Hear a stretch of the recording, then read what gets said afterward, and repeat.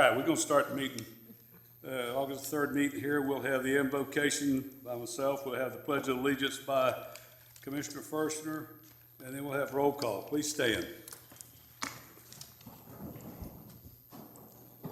God, we want to thank you for the men and women who serve our country in leadership roles and for their families. Please provide us with reminders each day of why we decided to dedicate our lives to public service, and use that commitment to encourage us every day. Also, watch out for all the first responders that we have around the country as we go through this COVID problem some more. Let's all be careful and pay attention to what we do. Amen. I pledge allegiance to the flag of the United States of America and to the republic for which it stands, one nation, under God, indivisible, with liberty and justice for all. Commissioner Brunson? Here. Commissioner Wilson is absent. Mayor Johnson? Here. Commissioner Firstner? Here. Commissioner Oliver? Here. Okay, presentations and proclamations. I have a proclamation here for West Orange Health Selfie Day. Somebody's here. All right. As soon as I read this, I'll have you come up and we'll take a picture and give it to you, okay? I'm sorry, the name. Jason. Whereas Healthy West Orange inspires healthy behaviors and provides resources to help residents make better lifestyle choices. And whereas Healthy West Orange champions healthy programs that deliver health and wellness activities. And whereas Healthy West Orange unites health-minded organizations for whom a healthy community provides meaningful benefits. And whereas Healthy West Orange advocates for healthy community decisions and encourages local leaders to keep their community's health and wellness a top priority. And whereas Healthy West Orange declares the third Friday in September as the annual West Orange Healthy Selfie Day. Therefore, it is my great pleasure and privilege as the mayor of the city of Ocoee to declare Friday, September the 17th, 2021 as West Orange Healthy Selfie Day. And in celebration of the 5th anniversary of Healthy Selfie, I urge all citizens to join in supporting this initiative. All right, let's get a picture. Are you gonna take a selfie? Yeah, I know. I gotta get a selfie, so. I don't know what we're gonna do here. Can you give us Anybody else, y'all wanna take a picture? Come on, guys, why don't we get a picture? Come on. Gotta do a selfie. Why don't you let somebody, one of our guys take the camera? Well, it's not selfie. So what I'm gonna do though is I'm gonna keep 6 feet. All right. And, so I can. Amanda still wanna get? Yeah, no, I need a selfie stick, don't I? So here we go. Wait a minute, we got one more coming.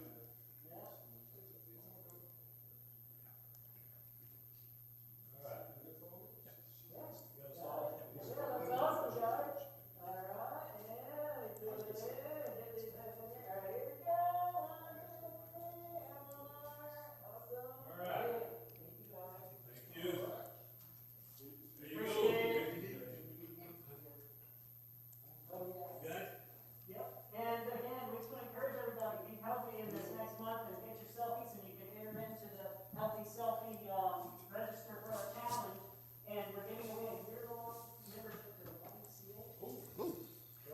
You don't say. Brad, this is what it said.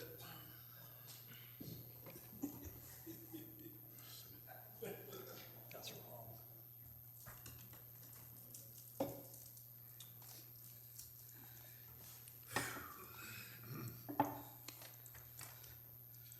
All right, before we get too far into the meeting tonight, I want Daniel stand up a minute, will you?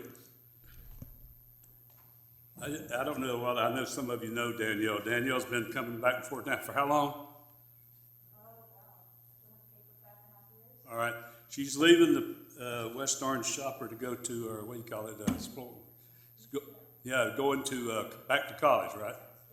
All right, we'll miss you and glad we've appreciated you being here in the last few years and coming to our meetings and reporting for us. Just wanted to give you a little recognition and thank you a lot for being here and participating. Congratulations. Good luck. You got a new person you're training? And you're, okay, and I read where you're from Missouri? Yes, I am from Missouri. I'm a recent graduate with a master's degree from the University of Missouri in Columbia. All right. What's that college nickname? The Missouri? Yeah, all right. Well, congratulations, appreciate it, and we'll be seeing you around here. Thank Thank you. you. I'm very excited to be covering this lovely commission. There you go. I hope you can't fake that later on. But right now, I am excited. All right. I just hope I can do half the job that day. Oh, you will. You will. Thank you. Appreciate it. Thank you. All right, staff reports. Yes, Mayor, I have two emergency items this evening. Emergency item number one is titled Extension of Employer-Provided Sick Leave in Consideration of Expiration of the CARES Act. I think you'll recall back in March and April, we were actually authorizing additional leave for those employees who had to quarantine at home or who showed evidence of some type of illness, and we would send them home until they could get some type of test showing they were positive for COVID or not. Because of these variants we're seeing right now, we think it'd probably be prudent to go ahead and offer that again and actually do it retroactively to May 1st to catch those few people that we didn't get, and we're thinking until the end of the fiscal year. We've got a handle on the cost. We're thinking it could cost up to $15,000 a month. In time, however, some of that, depending on which position they're in, it may be actual cash or maybe just be time out of the office. But we think from what we're seeing right now with these variants and an uptick in positive cases, this is something that we should do for our employees. All right, that's it? Yeah, we just need a motion and a vote on it. All right. Who wants to make the motion? I'll make that motion. All right, motion made by Commissioner Oliver on the, what is it, the sick? That's it's The extension of sick leave. Yeah, I hear a second. Well, I have a question before. Okay. The effect, does this include all employees? Yes. Across the enterprise as well as Yeah, those and typically, vaccinated? what I should have Hang on, mentioned, hang on, Commissioner. hang on, let me get my question out. To include those who are vaccinated and non-vaccinated? Correct. Okay. Yes. And what I should have included, I think the intent is to give up to 80 hours individually. So if you end up getting sick and needing to be quarantined 2 or 3 times, depending on where it falls in the schedule, you may be required to use some of your own PTO, personal time off. However, if it's once, then this should take the 80 hours for the 10 days that you need to quarantine. But it's not for a recurring basis over and over and over. It's to offer up to 80 hours for each employee one time. Thank you. Do I hear a second? I'll second it. Seconded by Commissioner Brinson. Any more comments? If not, let's vote. Motion carries unanimously. Okay.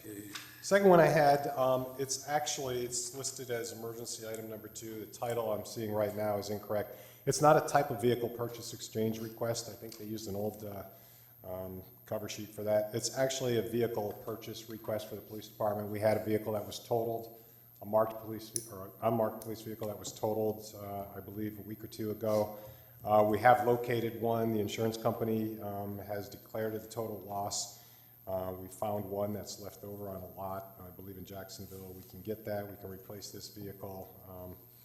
And we want to go ahead and use unallocated capital funds, which require commission approval to go ahead and purchase this vehicle.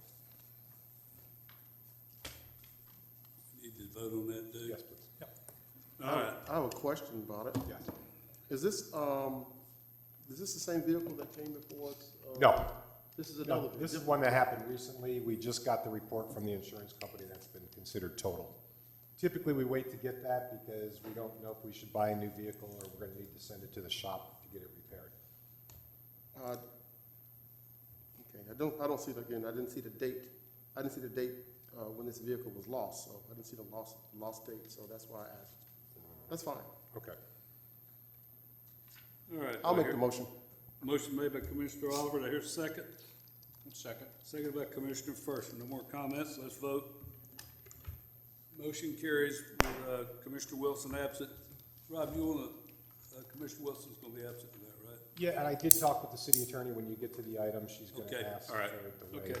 He's prepared to address that, and I have nothing else, Mayor. All right. Okay. Under the public comments, it has ones to do with nobody, that's something that's not on the agenda, that'll be talked in the public hearing, and I have three here. I have one, Sonia Miller. Come up to the podium.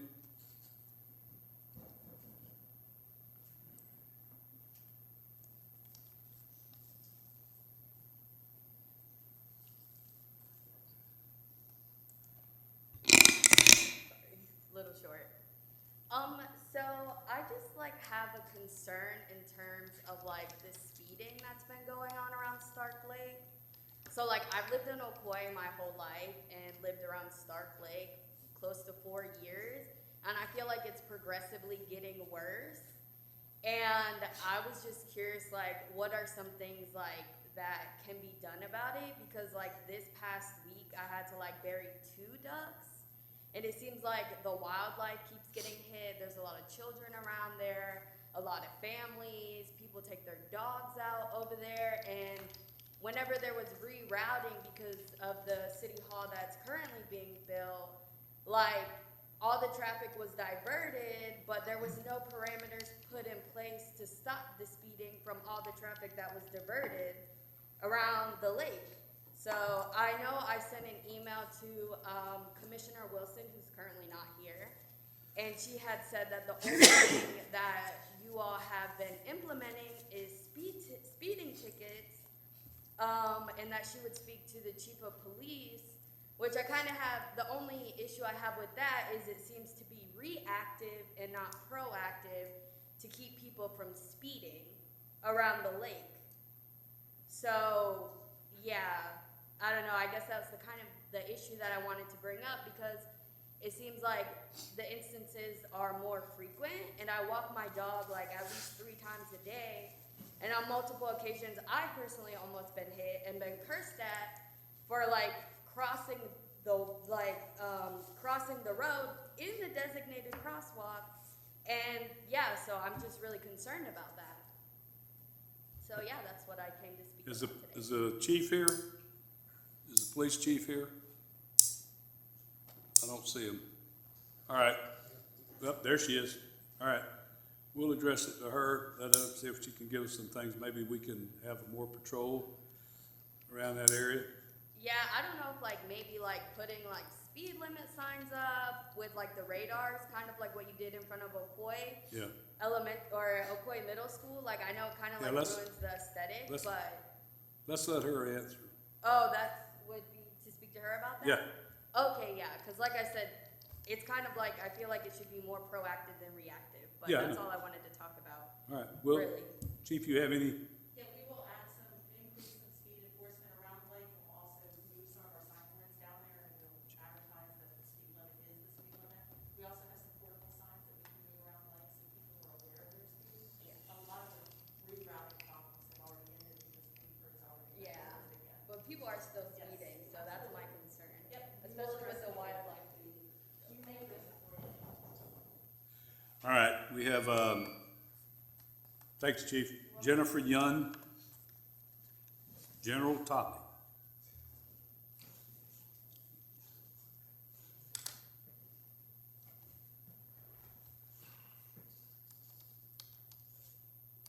Good evening, everyone.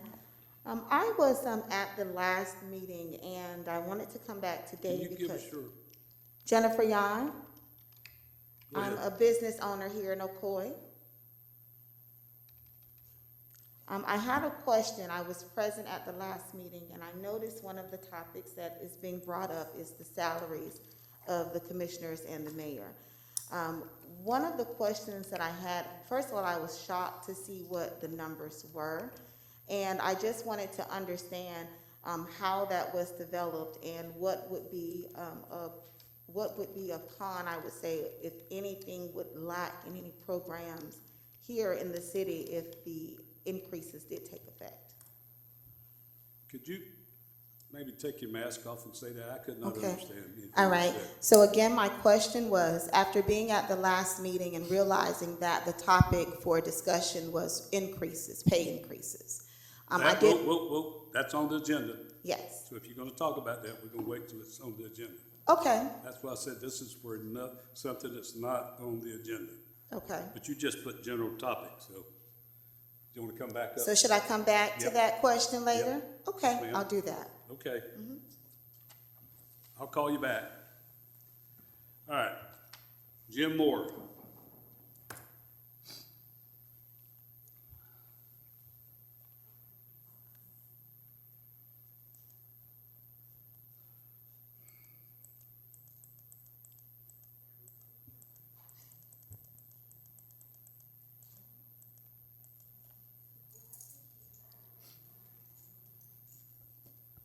Before Mr. Moore gets started, I want to ask if it's possible that if you come to the microphone, in the midst of this Delta variant of COVID, please wipe off the microphone before you speak, just in the effort to protect yourselves.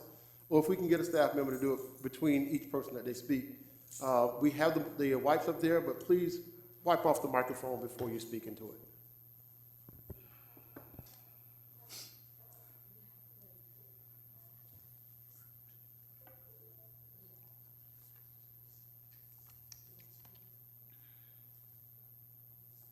It's on the desktop.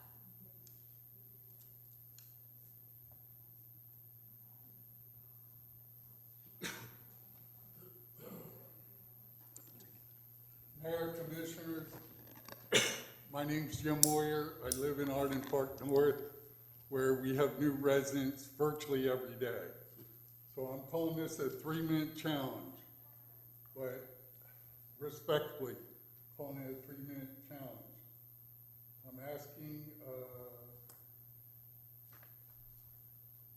I'm asking that for just 3 minutes, you remove your shoes and walk in someone else's shoes, as this doctor, whose name I can't pronounce, is a quote. So just for these 3 minutes, walk in the shoes of a new resident or potentially new resident to Ocoee. You're likely moving or potentially moving from outside of Florida or from outside of Central Florida. Now, when people from outside of Florida think of Florida, according to the experts, they think of Miami first, Orlando second, and Tampa third. And please remember that order and point. I assume for a second that you prefer, and this is typical during COVID-19, that you prefer to conduct government business through a realtor, attorney, or online. You have no children at Ocoee Elementary or Ocoee Middle Schools.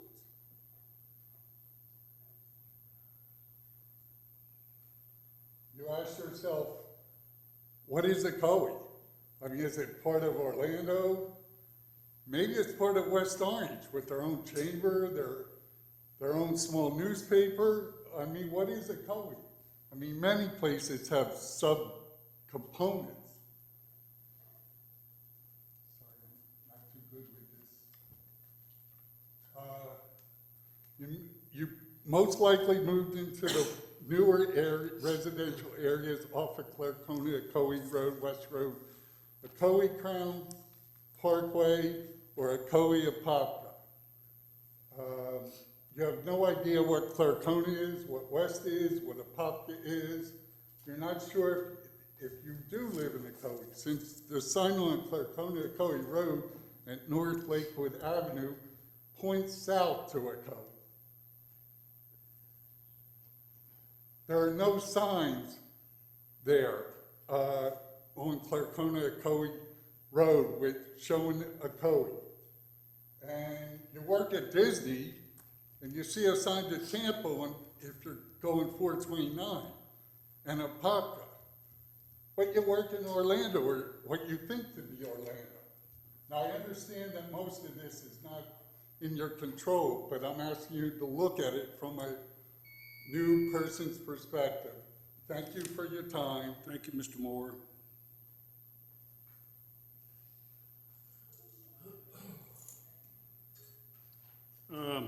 Robert Young.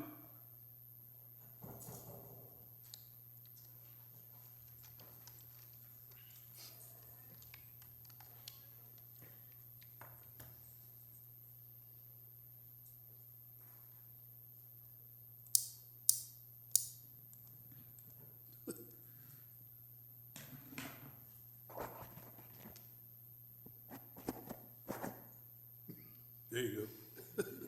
Good evening, Commissioners. Ms. Young, you may be related. Good afternoon, good evening, everyone. I'm so delighted to be here to address the Commission for just a brief moment. My name is Robert Young. I'm pastor of Tabernacle of Glory, 495 West Silver Star Road, right behind the post office, where the old OHOP used to be, for those of you who have been here a long time. I just wanted to thank the Commissioners who responded to our invitation to honor Officer Trista Blake, who became the first Black officer to be promoted from within the department to the position of sergeant. We did that on July 25th. We're grateful that Commissioners Oliver and Brinson and the police, actually the entire hierarchy of the police department was there. Chief Asensia was there, Deputy Chief Ogburn, Deputy Chief McKinstry, never remember his name, her lieutenant, and a few other officers were there. And we just wanted to thank the department for honoring Officer Blake with this high honor promotion to sergeant. We felt that it was in the interest of the city to recognize this achievement based on the history of our city, and we see it as a sunrise moment. You know, many years ago, we were known for the sunset mantra, and we're moving beyond that to a city where all residents are considered equal, and her promotion in the department speaks to that movement from sunset to sunrise. I believe that the commission in its role has a role to play in ensuring that all the residents of Ocoee enjoy the liberties afforded to all. And so I just wanted to, on behalf of our church and our board, say thanks to Commissioner Oliver, who also was honored as the first African American to be seated, elected to this commission, this noble commission. And I just want to thank him for the work he's doing, and to all of you who have been working in the city. I'll close with this. One of the most beautiful things in life is a sunrise. Sunrise means that you made it through the night. A sunrise brings hope for a better day and opportunities that the day affords.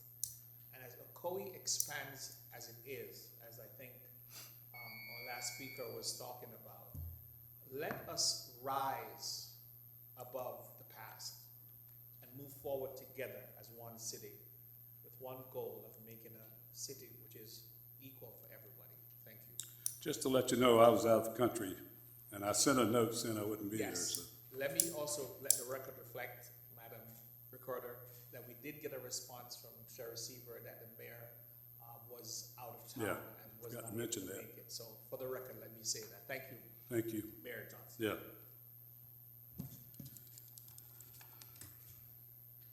All right. Now we got that over with. So consent agenda. Before we get to the consent agenda, I do have a point of order. My point of order is in regards to our oath of civility. I know back in June of this year, Commissioner Wilson made a plea that we would actually adopt a oath of civility. And what does that oath of civility mean? The oath of civility means that when citizens come before our commission, that we treat them with dignity and respect. We do not degrade them in any way, shape, form, or fashion. But what I saw at the last commission meeting, when I have one of the citizens that came before us, Mr. Chris Atkins came before us, and he stated his opinions about an issue that we have in the city, about some change orders. He was berated before this commission. Now, if we're going to adopt this oath of civility, then we should actually we should stand behind it. We should stand up and stand behind it. So at that meeting, when Mr. Atkins was being berated before this commission, no one in this commission stood up at all to stand up for the oath that we took a month before. So my point of order is that if we're going to adopt an oath of civility, we need to stand up for it, whether it be a commissioner, a mayor, or anyone that is acting inappropriately up here at this diocese. We need to hold each other accountable. And that's my point of order. Consent agenda. Anybody want to make any comments? Item 1 through 4. Not Make many. a motion that we approve the consent agenda. Motion made by Commissioner Forster, that we could approve consent agenda. Here's a second. I'll second it. Seconded by Commissioner Brinson. Any more comments? If not, let's vote. Motion carries. Commissioner Wilson absent. Item number 5, public hearing for right-of-way vacation of North Lakewood Avenue and Clear Corner Ocoee Road for Ocoee Development for LLC Ocoee Village. They requested that to be continued, Mayor, item number 5. Number 5? Yeah. They requested that to be continued until the next meeting. The applicant. Need to read anything or do anything? You might Which, want- is that on the consent agenda? You might want to open up to the public. Oh, in this case is number someone's 5. here. All right, Okay, gotcha. I'm gonna open it to the public. Does anybody got any comments on that, on item 5? All right, we'll close it and bring it back, so we're gonna put this one off till August 17th. August the 17th. Okay, this one will be moved to August the 17th. All right, item number 6, public hearing for preliminary site plan for Lake Lily Apartments, project number LS 2021-004. Thank you, Mayor. For the record, Mike Rimmer, Development Services Director. The item before you is a large-scale preliminary site plan for Lake Lily Apartments. The property is located on the south side of Old Winter Garden Road and east of McGuire and on the north side of the Florida Turnpike. The property is a part of a development called Lake Lily Center. There's 6 platted lots on existing at the terminus of the road we renamed to Blueford Avenue. And then we have a large portion which has a previous preliminary subdivision plan for light industrial development. The zoning classification of the property is light industrial, and the future land use is light industrial. And you can see from the aerial, the parcel is vacant. The Lake Lily property years ago not only platted the 6 lots and created the stub road, which we renamed to Blueford to coincide with the north side of Old Winter Garden Road, which is Blueford Avenue, but they also built a master stormwater pond dedicated right away for the widening of Professional Parkway, which is now Old Winter Garden Road, provided utility connections, provided a lift station, provided extra storage for a public pond to drain into their master pond. The way this development set was they had a preliminary subdivision plan for a 16-lot light industrial subdivision, and they platted 6 of the lots. City staff negotiated with the property owners of Lake Lily to look at a different use for this parcel. Why is that important? We have the downtown, we have the Stormwater Pond Park in front of the police station over here, which is being funded and constructed as a public amenity to the area, as well as we have the proximity to Target Area 1, which is located just on the west side of McGuire Road. We have the CRA Target Area Development Plan that is seeking to create part of your vision, part of the public's vision, a dense urban area. We like to call it a midtown. So with all of this in place, we went to the property owners and said, look, if this developed as the light industrial as we see today, the park at 429, the Ocoee Business Park, it'll be to the detriment of the city, detriment to traffic there to have potential logistic semis in this location. So last year, we brought forward to this commission an amendment to the development agreement that the applicant committed to do a mixed-use development, and with multifamily and the commercial office out parcels, and would not do I-1 light industrial uses on this property. And that was approved by the commission. So what's coming before you tonight is a light industrial, is a multifamily on a large portion of the project, keeping the remaining 6 lots that are platted. They are offered for sale for retail office uses. So the proposal for the preliminary site plan is for 410 multifamily units, which will be done in phases. There is a townhome element. They will not be fee simple. They will be a form of rental units to coincide with the 4-story apartments. So on this project, they have 2 access points, one on the west side next to the old urgent care facility, and then the main driveway cut that is already existing on the site. As you can see, we have existing driveway cuts as part of the old Winter Garden Road and the right-of-way they dedicated for that development. We have the layout of the land. We have the buildings going down along the Florida Turnpike. There is an emergency access. An additional, they have multiple access points along Old Winter Garden Road, but we are also providing an emergency access point along this backside to the subdivision, just as another additional benefit, and it'll be used for the residents to walk around this pond. They have an open stormwater permit with St. John's. The pond's fully permitted, and the site plan for the apartments will fall within those limits of impervious.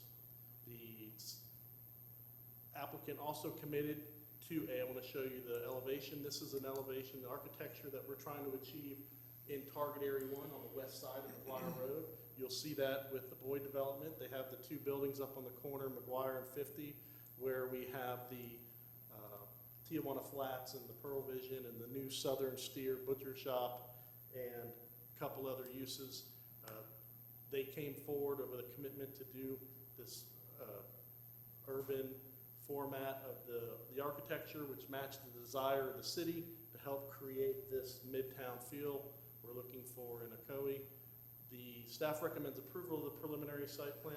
The engineer is here, the engineering firm, or the apartment developer. This is not being brought forward by a broker who's looking to shop it. This is being brought forth by the actual apartment developer, owner, operator. The apartments will have, throws up here, a amenity center behind. We have an apartment up on the road, so this creates that oasis apartment that we have on Blueford behind the racetrack next to the Waffle House. We'll have an apartment building up on the road. We'll have the townhouse buildings up on Old Winter Garden Road. They have the amenity behind that. Then you have the 4-story building with elevators and the higher end multifamily that we've been achieving. Lots of benefits to this, not only not having the light industrial, but we also will receive a lot of impact fee and capital charge that we were not expecting. For instance, under the light industrial, we would not receive parks and recreation impact fees. And we'll get over $600,000 with this user. And as you know, with the apartments, they pull all their permits at once and pay all those fees. It's not spread out over years. And so additional benefits of the rooftops, the impact fees, and having this nice new park to the east will be a nice complement. And as we see the continued build out of Target Area 1 to the west, it'll really create a nice feel for Ocoee. Excited to bring this project forward. Thank you.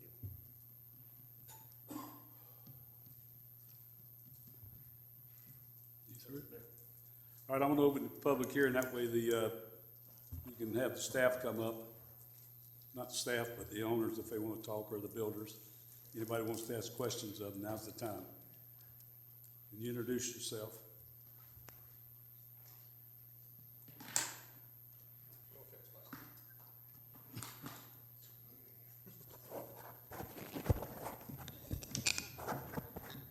Good evening, Mr. Mayor and Commissioners. My name is Chris New with 4 Property Company.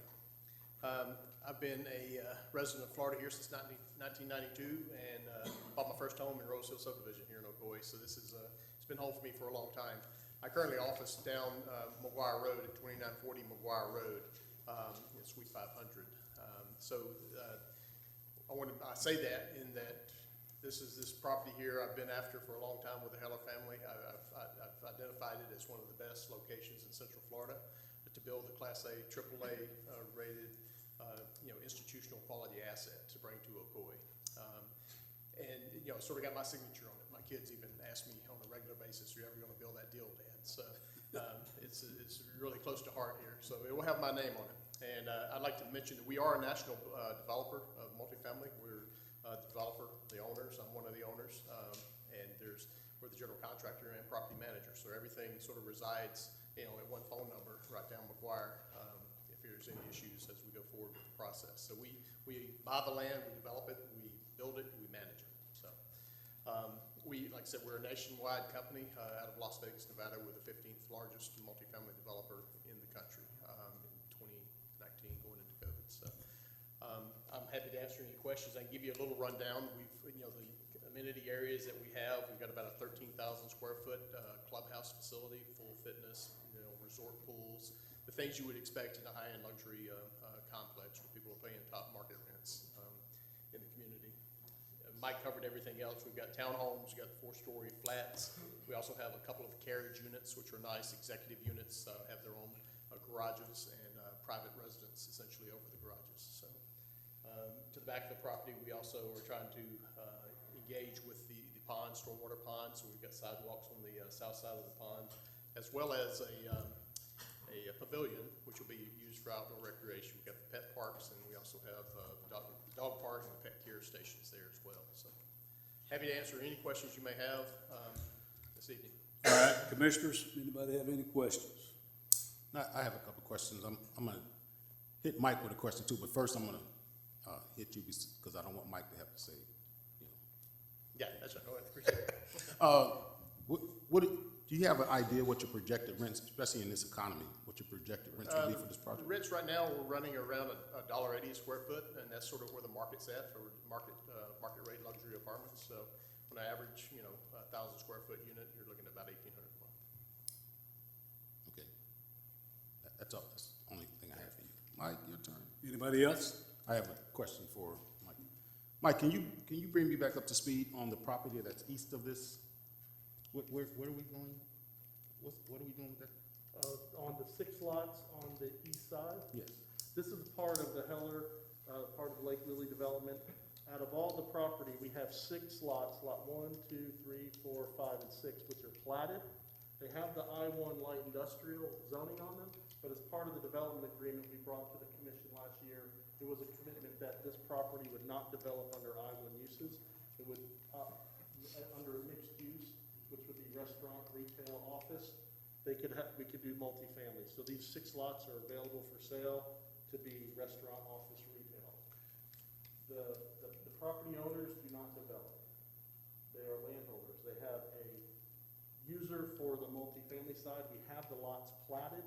So it's like one extra step from just having raw land that we hope will come in one day. It's zoned and it's platted. We're waiting for under the mixed use, the non-residential will come in. Okay. Thank you. That's all. I'll ask a question. Is this something you're going to do in the near future, or is it going to be a year from now, or when's the process? I know you got to go through our process too. Yes, sir. And we're excited to. The process here has been fantastic so far. Right. So getting through the preliminary site plan, we have our documents ready to go to the final site plan stage already. Engineering's done, and architecturals. We also have those in a DD set, which is design development stage. So headed into construction documents. So our target is to close in December and start immediately, conditioned upon all permits being in hand. Okay, thank you. Yep. You need to read, I'm on. I have a question. Well, That's are why you I done? said it. That's why I asked anybody else got any Okay, questions. yeah. Go ahead. I do have a question. Actually, I have two questions. You mentioned mixed use, it's a mixed use property, and the picture that you showed us, Mike, is 4 stories high, so there'll be elevators, right? Is there a plan for any retail space in this particular project? No, Commissioner, they will have 4 rental townhouses along Old Winter Garden Road. These 2 buildings are 4 rental townhouses. And then we have the 4-story apartment building up on the road.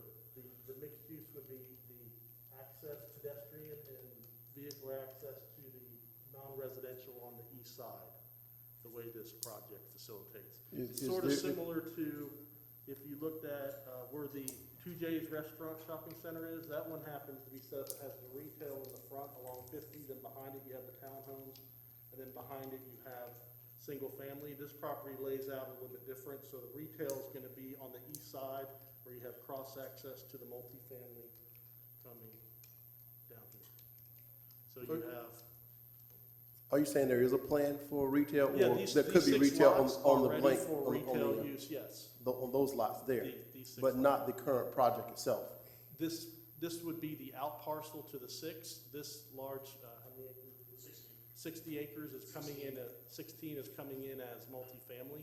There is no plan to have retail on the front here. It connects to the retail right here in this. Awesome. And who owns that land to the east? The Heller family. Is that something they may consider in the future, doing a mixed use with the retail on the bottom and maybe livable space on the top? Yes. Something that we're kind of going in that direction as a city anyway.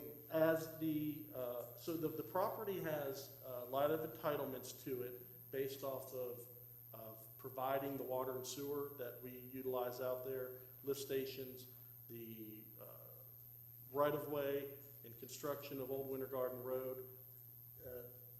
So there's the project, first I want to say, has a lot of entitlements with it. With that in mind, the family that owns this piece, and they also own the piece on the other side of the turnpike, they are landholders. The Heller, they're citrus landholders. They do not develop. Because we have this aspect, we have this agreement that they will do a mixed-use development, and it's not captured sort of like I showed in this development plan that we did by ordinance, but it's captured in a development agreement. They are committed to trying to find those users that would develop that type of a concept. That's what we're pushing for. That's what they understand. That's what they're looking for. That's what the kind of LOIs are going to accept. So we fully anticipate that at a later date, we will potentially see those users where you could have retail on the bottom, living space up top, or especially 2-story, restaurant, retail, office on top in this area. Okay, and I just have one last question. Looking at the project here and understanding some of the demographics in the city, especially on that side of Highway 50, we have a lot of college students moving into our area, moving into Ocoee, because just downtown is it's too expensive to live downtown. UCF is very expensive as well. Would any of your units be listed as affordable housing for, say, college kids that want to actually move there to be able to? They might not be able to afford $1,800 a month, but will you have any units designated for affordable housing? On this property in particular, no, there will be affordable housing. This is financed with institutional equity, and it is a market rate housing development. Okay, thank you. Anybody else? Not? We'll close the public hearing, bring it back to the dais, and we need to get a motion. You need to read it? No. All right. I need a motion for the item 6, public hearing for preliminary site plan for Lake Lily Apartments. Do I hear a motion? I'll make that motion to approve the preliminary site plan. Motion made by Commissioner Fershner. Do I hear a second? I'll second it. Seconded by Commissioner Brinson. Any more comments? No more comments, let's vote.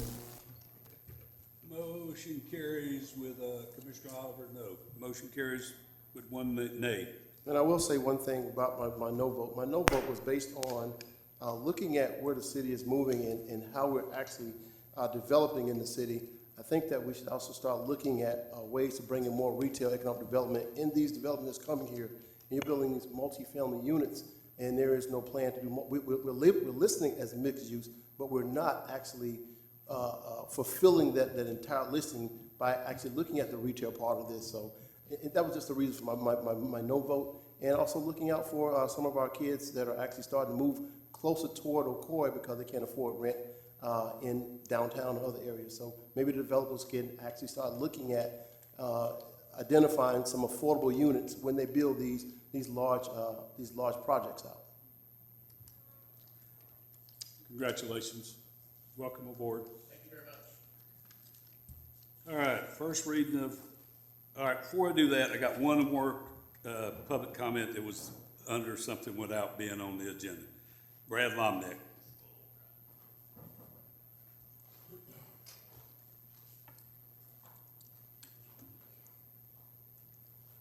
Commissioners, Mayor, good evening, Brad Lomnick. I just want to make a comment on civility as well. I mean, you know, I believe we should absolutely be civil and mindful in what we do here, but the comments that, you know, Chris made last week, most of them were incorrect and uneducated. And the commission themselves and the city manager should have a right to be able to defend themselves against those types of, I mean, I don't want to call it an attack, but against those types of comments that they need to make sure that the public understands what's right and what's wrong. And especially when you have a citizen that is able to do whatever they want to and say whatever they like, because we are afforded those, when they go on Facebook and say fire, you know, a certain employee, they should be able to defend themselves on the dais. So I don't believe that the commission or the city manager was out of line last week or uncivil, but I believe you do have to stand up for yourself and say what's right. So thank you very much. All right, item number 7. First reading of ordinance. Thanks for the comment, Brad. Thank you. Let's move on, then you can comment during the comment section. First reading of ordinance for fountains or at Highland Park, PUD substantial amendment for Pruitt Health Skilled Nursing Facility. Developer Service Director Rumer. This is just the first reading. I'll go ahead. I'm sorry, first reading, go ahead. I'll read the title. This is an ordinance of the City of Ocoee changing the zoning classification from Ocoee PUD planned unit development to Ocoee PUD planned unit development on certain real property containing approximately 10.73 acres located south of and adjacent to the Florida Turnpike and approximately 1,300 feet west of McGuire Road pursuant to the application submitted by the property owner, finding such zoning to be consistent with the Ocoee Comprehensive Plan, the Ocoee City Code, and the Joint Planning Area Agreement, providing for and authorizing the revision of the official city zoning map, repealing inconsistent ordinances, providing for severability, providing for an effective date. All right, that'll be coming back on August the 17th for the second reading. Item number 8, first reading of ordinance for Potter property at 1081 North Lakewood Avenue.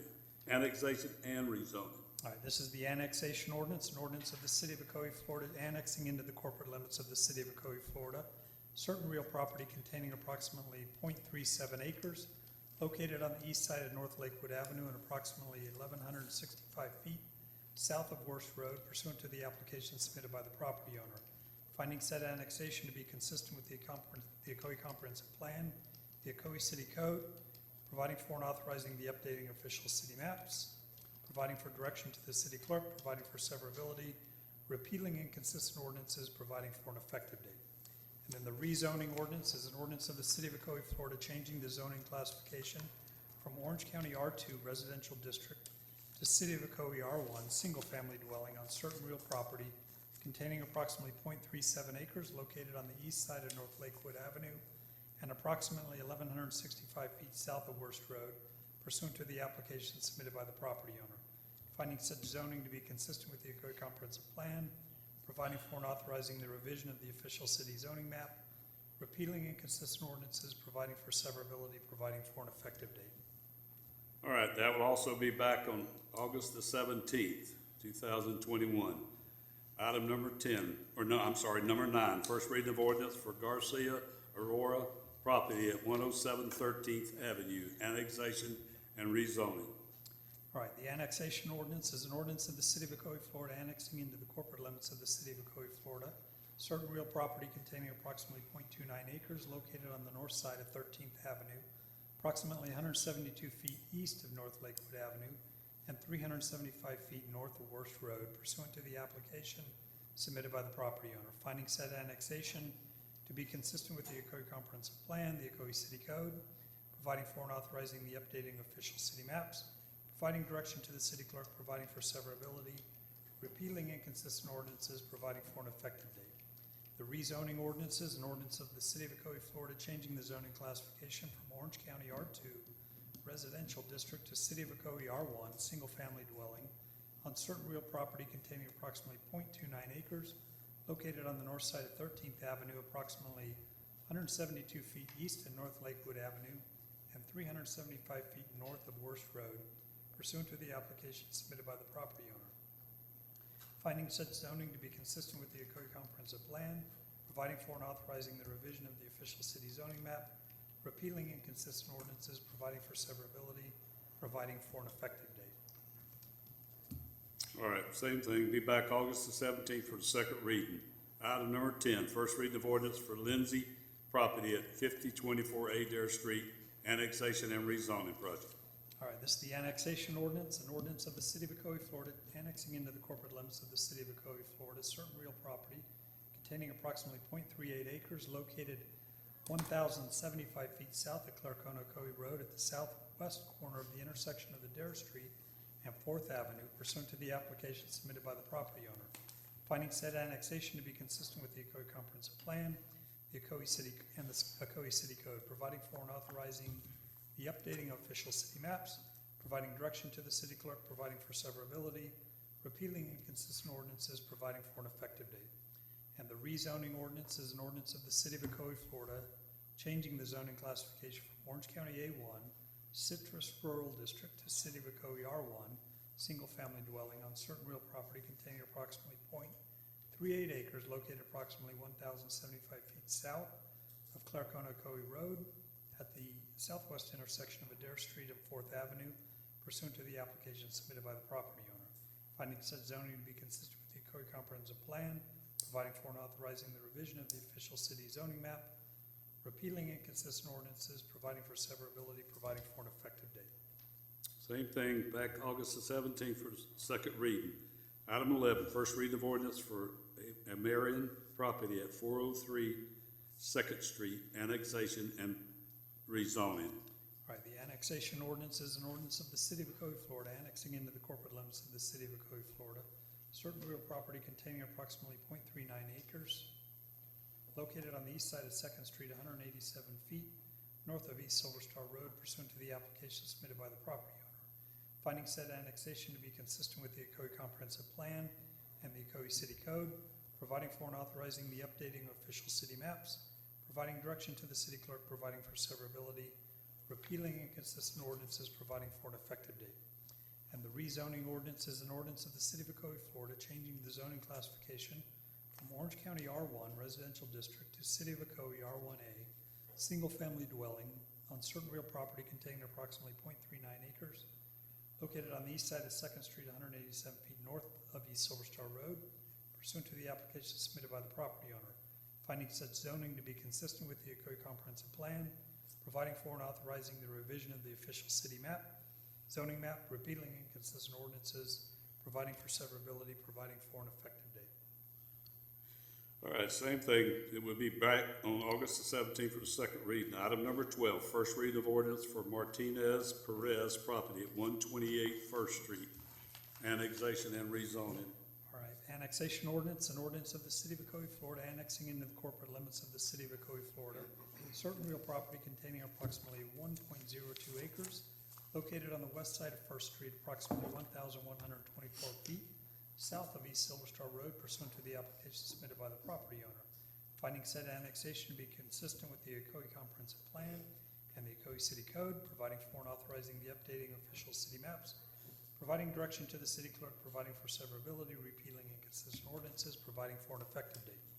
And the rezoning ordinance, an ordinance of the City of Ocoee, Florida, changing the zoning classification from Orange County R1 Single-Family Dwelling District to City of Ocoee R1A Single-Family Dwelling on certain real property containing approximately 1.02 acres located on the west side of First Street, approximately 1,124 feet south of East Silver Star Road pursuant to the application submitted by the property owner, finding such zoning to be consistent with the Ocoee Comprehensive Plan, providing for and authorizing the revision of the official city zoning map, repealing inconsistent ordinances, providing for severability, providing for an effective date.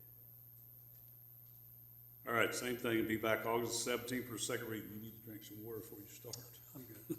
All right, we're gonna start on the second readings of ordinance and public hearing. Number 13, second reading of ordinance increasing the salary portion for the compensation of the mayor and commissioners. Is there something? Yeah, Commissioner Wilson is sick, and she asked that the city commission continue this item to the next meeting. Because it is a public hearing, I think if you are going to continue it, we ought to open the public hearing. If there's comments on the public, then hear those comments, then close the public hearing, and then make a motion to continue it to a date certain, which would be August 17th. Yes. Do we need a good consensus of putting it off? Yeah, I think, if you want to discuss that now, whether we're going to do that or we're going to proceed forward on it. I don't have a problem with it. It's gonna be the same thing, so. Anybody else? Commissioner Wilson wants to be here, so do you want it to or not? I say we vote on it. I think we should handle this while it's on the table. I can't hear what he said. Yeah, we should handle this while it's here before us and not hold off on us. All right, what That's about my you, thoughts. Commissioner? I don't care if it's postponed or not. All right, I don't either, so it's gonna be a tie, so how we gonna? Well, I said, you don't know what, you Well, don't no, know what I'm gonna say. go ahead. You said it's gonna be a tie. You Well, don't know what I'm gonna say. I'm sorry, go ahead, It's okay. go ahead. No, I say again, if it's before us, yeah, I think, and we have a quorum here tonight, yes, I think we should, continue on. Also in the interest of looking back in the past, what we've had, I've probably stated at least a half a dozen times that there needs to be something put on the record that if a commissioner or mayor cannot make this meeting, and I've said this at least 6 times, in the last 3 years, there should be something put in writing that will allow that person to be able to vote remotely, to call in on a Zoom, or to be able to call in, and it should be something that it should be actually one of our procedures, should be an administrative procedure that we put in place to do these things. And this commission said no. Yep. You said no, we're not gonna do that. You said that I'm gonna be here, no matter what. I mean, you were here. I mean, you not had back arguing. surgery and I'm you were not here, arguing. so you did what you had to do to be here. So therefore, we have a quorum. So I think that this motion, this actual item should continue to go forth. So we've actually tried to handle this before in the past, that you're able to make your motions and also vote as a result of not being able to be here. We're in the hospital or whatever. But again, the commission rejected that, even though we had a IG opinion that was read by the city attorney that, yeah, it's okay for us to do this. All right, But got we the decided point, not to do Commissioner. that. We got the point. All right, here's the reason for that. If it says if you have a medical purpose, then there is a reason why. Why would you not give the commissioner the reason to do that? Why would you say that? She asked to put it off to the next meeting. It's not matter. The vote either way could be where it doesn't go either way tonight anyway. So why not give her the chance to come to it? And if she's sick, and that's what I was told, then there's a reason why she's not calling in or anything else. There's a reason. So if you're sick and you can't come, then that's a reason. So if we do it, it still end up being the same thing. So it's gonna get carried over to the next meeting. So it's a tie, so I don't know. Well, I'm not sure if we haven't voted on it. Yeah, So I'm not saying, I'm not sure how you can say it's a tie. I think that's a problem, you even voicing that. We need a motion to continue it to the next, Yeah, do we have a motion to continue it to the next meeting? If not, then it doesn't matter, we'll bring it up.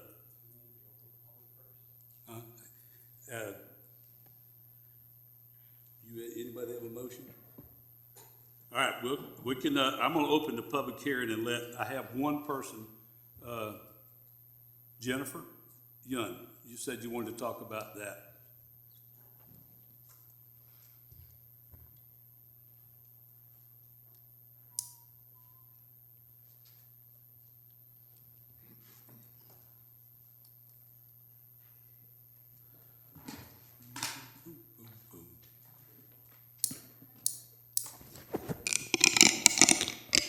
Good evening again. So, just a little bit of background. I am a new business owner in the city of Ocoee. I was here at the last meeting and seen it come to the table. My background has been over the last 25 years in really looking at businesses, looking at how they work, and how we are able to bring in great people with experience to be able to take things to the next level. So for me, it was very important just to be a part of the conversation, to ask in the decision-making process. I think number one, would it be something that hurts any programs in the community if an increase is done? So I just wanted to understand what was the pros and what was the cons of being able to create increases. That it? Okay, thank you. All right, now we're gonna close that public hearing and bring it back. What? Okay, come up.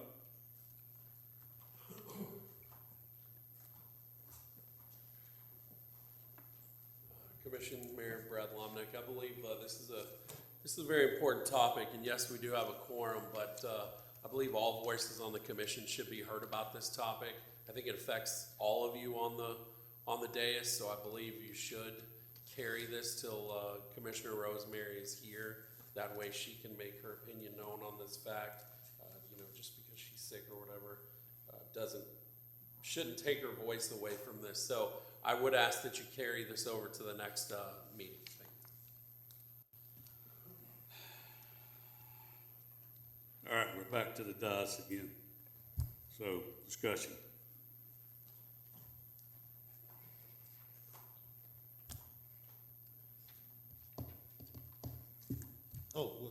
Is that discussion?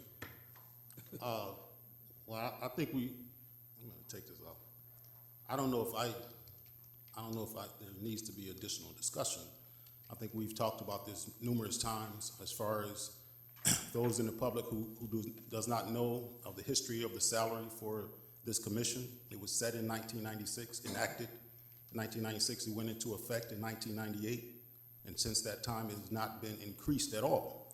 And I think that is a travesty. In fact, I think it's highly disrespectful not only to the members of this commission who do a lot of work, and I think everyone up here does incredible yeoman's work, but also it doesn't, and I know Ms. Young brought this up, and I've brought this up before, it doesn't go well towards encouraging or attracting very qualified people to sit upon this commission.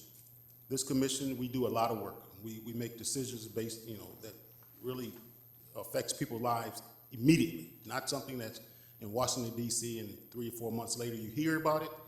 We make a decision tonight, and tomorrow it goes into effect. And so for that reason, this commission is very important. It's very important in everyone's life, from the lives of the business owners, the homeowners, the lives of the residents, the lives of the people who are just traveling through, whether we're talking about people who are speeding around Lake Stark, or whether we're talking about members sitting on this commission and going out trying to help the community do whatever it is they do and do it better. This commission, let me speak for me. I know I do a lot of work. I'm in the process of bringing people and organizations to the city to help grow this city. I'm in the process of talking to residents about how we can help them with their needs, whether it's eviction needs and or business needs. I do a lot of work in this city, and I don't sit here normally and tell people all the things that I do, but I know I put the work in, and I do that because I love doing what I do. But if you want to attract people, sometimes you will get what you pay for, and in this case, we want the best and the brightest. I know people who live in this city who are retired C-level folks, so they're CEOs, CFOs, COOs, who have nothing to do, but they sit at home. But they're not attracted to this because to them it's almost a smack in the face. I know some members of this commission have said that you knew what you were signing up for when you did it. But every member of this commission has had an increase in their health benefits. And no one said, no, I'm not gonna do that. And if they don't want, this is my personal view, if they don't want to increase to their salary, then they should tell the fiscal department that we have here in the city to pay them $1, and then they can do it for the love of the city. But when you have a job that hasn't been an increase in salary, has not been made since 1996, and on top of all of that, we can't even figure out how that figure came about, then it's time for that to be addressed. Commissioner, any member of the commission who is not present here today, whomever that is, has a right to voice their opinions. And I think we've done that many times, because we've been talking about this issue for well over a year. And so we're not talking about, to Ms. Young's question, to answer your question, we're not talking about something that's going to cause programs throughout the city to be decimated financially. This is what I refer to as fiscal dust. It is almost nothing when it comes to the budget of this city. And so to have someone say that this is something that we should not be doing is all kinds of wrong, because I don't know anyone, and I really do mean this, I know no one. I know a lot of people, and I've been a lot of places, that have taken a job and been in that job for 25 years and not got a pay raise. That's ridiculous. It's nonsensical. And so for anyone who say that they're doing it for the love, they still taking their pension. I don't get a pension here. They're still taking their health benefits, and they're still taking their salary and their stipend. So if it's for the love of the community, let them work for $1, like one of our local mayors did before. Anybody else? I'm going to have to kind of piggyback on some of the items that Commissioner Brinson voiced. I think that it's important that the public understand what's really happening here with this. And I think once we get down to brass tacks and you understand exactly what we're talking about, you probably be appalled as to why we've been having this conversation. So if you look at it from a practical standpoint, 25 years. Who worked on a job for 25 years and not receive a pay raise? You do it for the love of the job. That's fine. I get that. That's a noble sentiment. And I get that and I understand that. Just like I was in the military. And I spent 10 years of my life in the military. I sacrificed my time, my family time. My kids grew up without me. I did it for the love of my country. And if you ask me to do it over again, I'll do it without hesitation. Every single time. And suffer the same consequences. But here, when we work for our city, our community, and our city, and we do it for the love of our city, and the good thing about the military was the fact that the taxpayers gave me a 2 to 3% raise every year. Wasn't a lot, but I appreciate it because my country loved me back. My country understood the work that I did, and they compensated me for that. Same here with the city and the community. The city actually, I hear people say all the time, thank you for your service. Thank you for your service in the military. That's fine. Thank you for your service with working in the city. That's fine too, but I still do it for the love of my city and my community. But when you look at brass tacks here, 25 years. Now, here's the catcher. Here's the thing. This pay raise doesn't affect any of us up here. It wouldn't take effect until 2023, and there's no guarantee that any one of us is going to be up here in 2023. This is for the future of our city. This is for our future mayors and our future commissioners. That's what this pay raise is for. This is how we get out of that notion of we've been doing things like this for 25 years and we're going to continue to do things like this for the next 25 years. We got to get out of that. We got to get out of this holding the city hostage, holding the commissioners down to a salary for 25 years. And I'm going to tell you what it equates to. I've done the math several times. If you look at the commissioner's salary, $4,000, I'm talking salary. This is what the salary is. I'm not even talking about the stipend. And I'm going to add the stipend into this, and you're still going to be appalled by what I tell you. The stipend, the salary right now at $4,000 a year equates to $1.92 an hour. And that's 40 hours a week. And I work at least 40 hours a week. I'm sure I can only speak for myself. I know I work 40 to 50 hours a week. It doesn't stop for me. I have citizens knocking on my door all the time, my neighbors. I have no problem with that, because that's what I signed up for, because I love my community and I love my city. I have no problem with someone knocking on my door at all. I have no privacy. This city comes before my family. And you let my wife tell it. It does. It comes before my family, and I'm guilty of that. But I have no problem, and I do it because I love my city. Now, if you look at the 3% raise that we're asking for, 3% raise that you're asking for, you know what that equates to? It equates to 58 cents. 58 cents that brings the salary from $1.92 to $2.50 an hour. Minimum wage is $15 an hour. It's a long wage for $15 an hour. So, the thing about it is, are we willing to, for those that say that they don't want this raise, are you willing to give that money back to a program in the city? Are you willing to give that money back to a youth program, to a community grant program, to Parks and Rec? Give the money back then, or work for $1. It doesn't matter. If you do it for the love, you make that grand gesture. You want to take the high road, then take the high road and make the grand gesture. That's fine. That's up to you. In our meeting, we had a commission meeting, March 18, 2008. This city commission voted, not everyone here was here, this commission voted for a lifetime pension. We list this as a part-time job. Part-time means 20 hours. Guess what? We don't stop at 20 hours. We continue on until the work is done. So how can you tell me that there's members of this commission, that one sitting here right now, that can take a lifetime pension for them and their spouse, working a part-time job and never paid into it? What does that equate to? It equates to this. I'm willing to take a full-time pension. Now, me, myself, I'm not going to take it. I won't take, if I'm not paying into a pension, I will not take it. No, I'm not finished. I'm talking now. If I'm eligible for a full-time pension and I'm working part-time, there's no way I'm going to take it. I stand here on record right now, I would not take a pension if I'm not putting into it. But you have members here that's going to take a full-time pension. I'm going to take this full-time pension, but I'm not going to give a future mayor 58 cents. That is ludicrous. Hey, sir, you can't talk. No. But again, that is hypocrisy at its best. I'll tell you in a minute. All right, here's the thing. We can vote on this in a minute. Going back, I'm glad you brought that up about the pension thing. That is not a pension thing, it's a retirement. It's like if you got to have 9 years, so he won't get it anyway. You only get an 8-year term. So you got to have 9 years to get it. So it won't matter.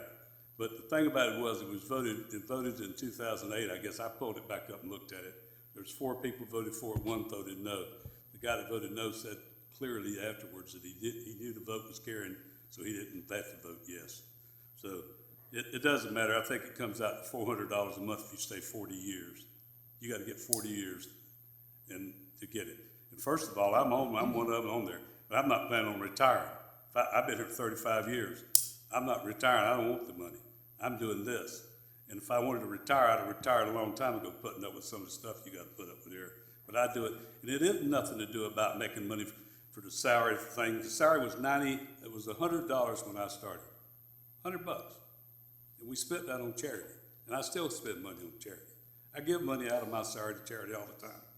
The firefighter we just did, I donated a couple $100 to that. That's part of what you do. But the salary, the pension's $100. But they don't tell you that in getting this raise or this salary you're getting here, you're also getting a value of $12,000 a year for insurance.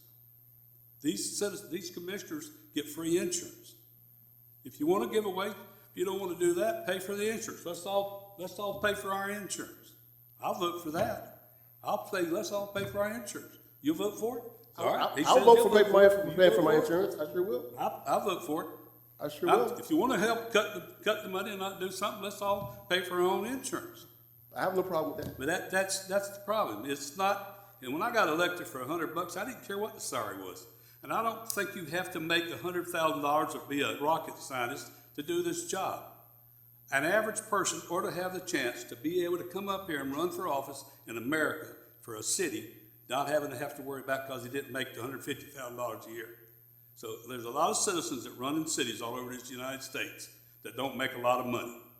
You don't have to make a lot of money. It's not about the money what you're sitting up here doing. It's about what you're doing for citizens. So you want to make all the comments and sly comments you want to make. I'm not planning on retiring, so I'm not drawing that pension. I'm 75 years old. I don't have any intentions. I got 2 more years, and I'm going to run again. Whether I win or not, I'm going to run again. Because of some of the stuff that goes on. No, I'm not walking away from it. But you don't have to make $100,000 or $150,000 or $200,000. And if they wanted to do this job, if they really, really wanted to be the person that did this job, it wouldn't matter what they made. And that the man that used to sit up here as mayor said it, and he said it right. He does it because he loves the job. I love doing stuff for people. I've been doing it for 35 years. And contrary to all these people that's moved into town and think different, let them think different. Most of them that come in don't live here. We have a lot of people come in and make their comments that does not live here about what we're doing. But we do get, that's the good thing about what we do. We let them get up there and say it. So no, I won't vote for a raise. I don't care about having a raise. I know what my salary is, and I know how much insurance I get. So no, I'm not taking a raise. And I know, and Commissioner Wilson would love to be here, and I think it's a shame that we would say no to a fellow commissioner. So it'll come back to bite other people before it's over with. I think it's a shame that you sit here in public and would say that and not to let her vote. So, Commissioner First. I might as well throw my 2 cents in. When I was elected, I did not know how much this position paid. And when I found out, okay, it was $4,000 a year. That made no difference to me whether I wanted to serve as a commissioner or not. I was elected by my peers in my district, and I am here to serve them. I've been a public servant all my life, and I continue to do so. And salary has no bearing on that whatsoever. If I work 20 hours a week or if I work 60 hours a week, the salary has no bearing on that. To me, I respect what my fellow commissioners say, and they all have good points, they really do. But me, personally, the money doesn't matter. You can take it all the way today if you want, and it wouldn't bother me one bit. I don't do this for the money. I do it because I feel committed to my life as a public servant. I want to represent the people in my district the best I possibly can, and money is not going to have any bearing on that at all, whether I get none or whether I get $100,000 a year. It's not going to affect my judgment and my decision-making. I'm going to vote on issues that are up here that are in the best interest of the people in my district and the people in this city. So when it comes down to this, I really can't go along with asking the public to double my salary, because I'm going to do the same job next week, in 4 years from now, if I'm reelected. I'm going to do the same job. And I just can't ask them to double my salary. And that's all I have to say. Thank you. I will say that it is they're right, it's a time-consuming job, but we all know when you take this job, it's a time-consuming job. I guarantee you I put more than 40. So we need a motion. Let me go ahead and read the title to the ordinance, and then you can entertain a motion. This is an ordinance of the City of Ocoee, Florida, relating to salaries and compensation of the mayor and commissioners, amending sections 24-1 and 24-2 of Chapter 24 of the Code of Ordinances of the City of Ocoee, increasing the annual salary of the mayor of the City of Ocoee from $4,500 per year to $9,422 per year, and the annual salary of the commissioners of the City of Ocoee from $4,000 per year to $8,375.11 per year, repealing ordinance number 9623 of the City of Ocoee, providing for severability, providing for codification, providing for an effective date. All right. We need a motion. I'll make that motion. I'll second. Making a motion to approve item 13, seconded by Commissioner Oliver. Any more comments? The motion, yes, takes it as the passing. No is opposite. Let's vote. 2 and 2, like I said. We'll be back at the next meeting. Nope. Nope, fails. That's it. That's it. Okey-doke. Thank you. All right, item number 14. Second reading of ordinance for dilatory property at 277 13th Avenue. Annexation and rezoning project.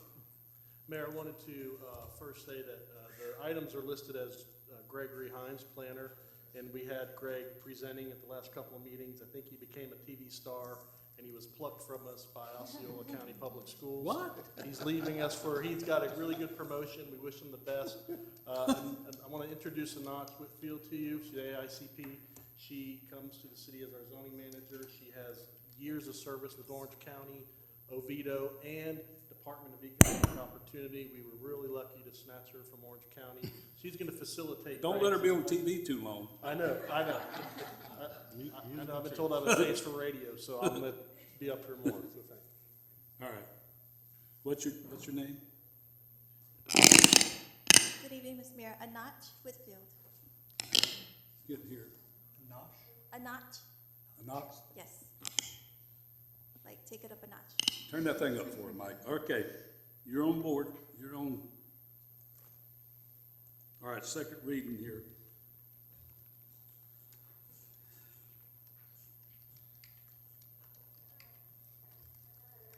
Okay, so thank you very much. Good evening, Mr. Mayor, again, Commissioners. This is a request for the annexation and rezoning of the Del Torre property. It is located at 277 13th Avenue, approximately 1,100 feet east of Lakewood Avenue. A little bit of background, it's about 0.17 acres, surrounded by, currently designated low-density residential with an R2 zoning in Orange County. The property is currently vacant, as shown in this aerial. The property is now eligible for annexation because it is contiguous to the city on the south. It is within the city's joint planning area and can be provided with water service. The annexation will also help to reduce an existing enclave.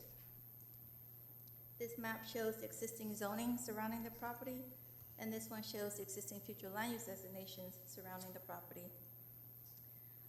Based on staff's analysis and the recommendations of approval by the DRC and the Planning Zoning Commission, staff is recommending that the City Commission approve this annexation and rezoning for the Del Torre property from Orange County R2 to City of Ocoee R1, and that concludes my presentation for this annexation and rezoning.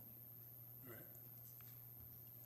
I'll go ahead and read the title to the annexation ordinance. This is an ordinance of the City of Ocoee, Florida, annexing into the corporate limits of the City of Ocoee, Florida, certain real property containing approximately 0.17 acres, located on the north side of 13th Street, approximately 1,127 feet east of North Lakewood Avenue and approximately 162 feet west of Peters Avenue, pursuant to the application submitted by the property owner.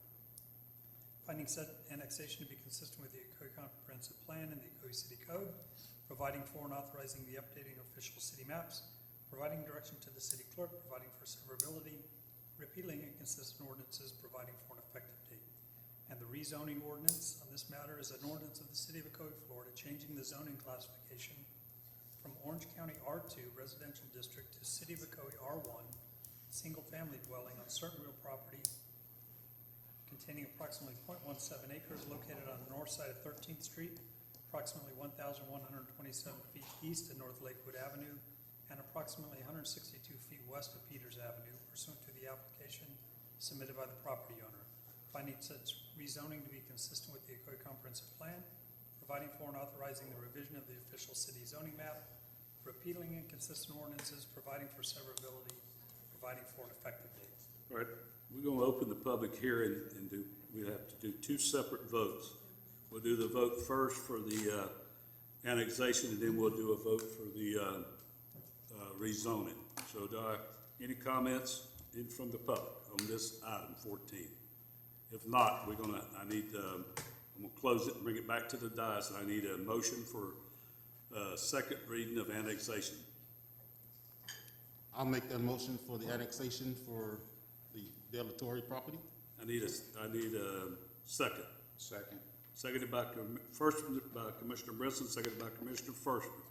All in favor? Motion carries with Commissioner Wilson absent. Now I need a motion for the rezoning. I'll make that motion for the rezoning for the Del Torre property. Motion made for rezoning by Commissioner Brinson. Do I hear a second? Second. Seconded by Commissioner Forster. All right. No more comments? Let's vote. Motion carries. Commissioner Wilson absent. Go to item 15, second reading of ordinance for Laban property at 501 2nd Street, annexation and rezoning. Thank you. This is a request for the annexation and subsequent rezoning of the Laban property. It's located at 501 2nd Street, immediately east of the intersection of Nave Street and 2nd Street. It's approximately 1/4 of an acre. currently has a low-density residential land use category and R1 zoning in Orange County. As shown in this aerial, the property was vacant when the intent to annex started. However, the county has permitted a house on this lot, so it's no longer vacant. The property is eligible for annexation because it's contiguous to the city on the north. It is within the JPA, and the annexation is a logical extension of the city limits, and urban services can be provided to the site. Like the others, the annexation will help to reduce the existing enclave. And this map shows the surrounding zoning districts, and this one shows the surrounding future land use categories. Based on recommendations of approval by the DRC and the Planning and Zoning Commission, staff is recommending that the City Commission approves the annexation and rezoning for the Laban property from Orange County R1 to City of Ocoee R1. And that concludes my presentation. Thank you. Mayor, I'll go ahead and read the title to the ordinances. This is the Annexation Ordinance, an ordinance of the City of Ocoee Florida, annexing into the corporate limits of the City of Ocoee, Florida, certain real property containing approximately 0.25 acres, located on the east side of 2nd Street, approximately 577 feet south of Center Street, and at the intersection of Nay Street and 2nd Street, pursuant to the application submitted by the property owner. Finding said annexation to be consistent with the Ocoee Comprehensive Plan and the Ocoee City Code, providing for and authorizing the updating of official city maps, providing direction to the city clerk, providing for severability, repealing inconsistent ordinances, providing for an effective date. And the rezoning ordinance is an ordinance of the City of Ocoee, Florida, changing the zoning classification from Orange County R1 single-family dwelling district to City of Ocoee R1 single-family dwelling on certain real property containing approximately 0.25 acres located on the east side of 2nd Street, approximately 577 feet south of Center Street, and at the intersection of Nay Street and 2nd Street, pursuant to the application submitted by the property owner. Finding such rezoning to be consistent with the Ocoee Comprehensive Plan, providing for and authorizing the revision of the official city zoning map, repealing inconsistent ordinances, providing for severability, providing for an effective date, providing for inconsistent ordinances, providing for severability, and providing for an effective date. All right. Well, anybody in public, we'll go open the public hearing. Anybody in the public hearing have any comments on second reading of ordinance for Laban property, 501 second? No comments. I'm closing it. Bring it back. I need a motion for the annexation of that ordinance. I'll make a motion for the annexation of Laban property. Motion made by Commissioner Brinson. Do I hear a second? Second. Seconded by Commissioner Forster. No more comments. Let's vote. All right. I need a motion for the rezoning. Same item. I'll make a motion for the rezoning of the Laban property. Motion made by Commissioner Brinson. Do I hear a second? Second. Seconded by Commissioner Forster. No more comments. Let's vote. Motion carries. Item number 16, second reading of ordinance for Ocoee Rentals Trust Property at 499 2nd Street. Thank you, Mr. Mayor. The next 5 rezonings and annexations are for the Ocoee Rentals properties. This one is located at 499 2nd Street. It's located on the east side of 2nd Street, just southeast of the intersection of Nay Street and 2nd Street. It's about 1/4 of an acre in size, currently low-density residential and R1 zoning in Orange County, and it's currently vacant. The property is eligible for annexation because it's contiguous to the city, it's within the JPA. The annexation helps to eliminate an enclave. And this one and the next one in particular, during the annexation process, we had discussions with the property owner, and they had agreed to provide fee simple title to the city at no cost to the city, 30 feet of frontage along that property line to dedicate towards the 2nd Street right of way. This is the existing zoning for the surrounding properties, and this is the existing future land use for the surrounding properties. Based on recommendations of approval by the DRC as well as the Planning Commission, staff is recommending that the City Commission approve the annexation and rezoning for the Ocoee Rentals Trust Property at 499 2nd Street from Orange County R1 to City of Ocoee R1. And we are recommending that the mayor execute the annexation agreement that details the annexation as well as the 30-foot right-of-way dedication. All right. That applies to both 15 and 16, Yes, sir. that separate agreement? Are all of the remaining items, 16 through 21, are they all the same staff report? Are they all? Same staff report. The Ocoee rentals is all the way to the last one, second to the last one. The very last one, 80 Mims, is a different property owner. Okay. We'll go ahead and read the title to each of the ordinance, but I don't think we need to, unless you want to hear a staff report for each of the Ocoee rental ones. No. All right, so this is item 16, the second reading of the annexation ordinance is an ordinance of the City of Ocoee, Florida, annexing into the corporate limits of the City of Ocoee, Florida, certain real property containing approximately 0.258 acres located on the east side of Second Street, approximately 670 feet south of Center Street and southeast of the intersection of Nay Street and Second Street, pursuant to the application submitted by the property owner. Finding said annexation to be consistent with the Ocoee Comprehensive Plan and the Ocoee City Code, providing for and authorizing the updating of official city maps, providing direction to the city clerk, providing for severability, repealing inconsistent ordinances, providing for an effective date. And the rezoning ordinance is an ordinance of the City of Ocoee, Florida, changing the zoning classification from Orange County R1 Single Family Dwelling District to City of Ocoee R1 Single Family Dwelling District on certain real property containing approximately 0.258 acres located on the east side of Second Street, approximately 670 feet south of Center Street and southeast of the intersection of Nay Street and Second Street, pursuant to the application submitted by the property owner. Finding such rezoning to be consistent with the Ocoee Comprehensive Plan, providing for and authorizing the revision of the official city zoning map, repealing inconsistent ordinances, providing for severability, providing for an effective date. Was that 16? That was 16. So I'm going to go ahead and open the public. Yep. All right, we're going to open it to the public. Anybody have any comments on item 16, second reading of ordinance for Ocoee Rentals Trust Properties, 499 Second Street? No comments? Close it, bring it back. We need a motion for annexation. Make the motion. Motion made by Commissioner Oliver. Here's a second. This would include the annexation and the development agreement. Yeah, both. That's just right for away. 16? Do I hear a second? Second. Seconded by Commissioner First. All right, any more comments? Let's vote. All right, I need a motion for a rezoning. I'll make the motion for rezoning. Commissioner Oliver made a motion for rezoning. Do I hear a second?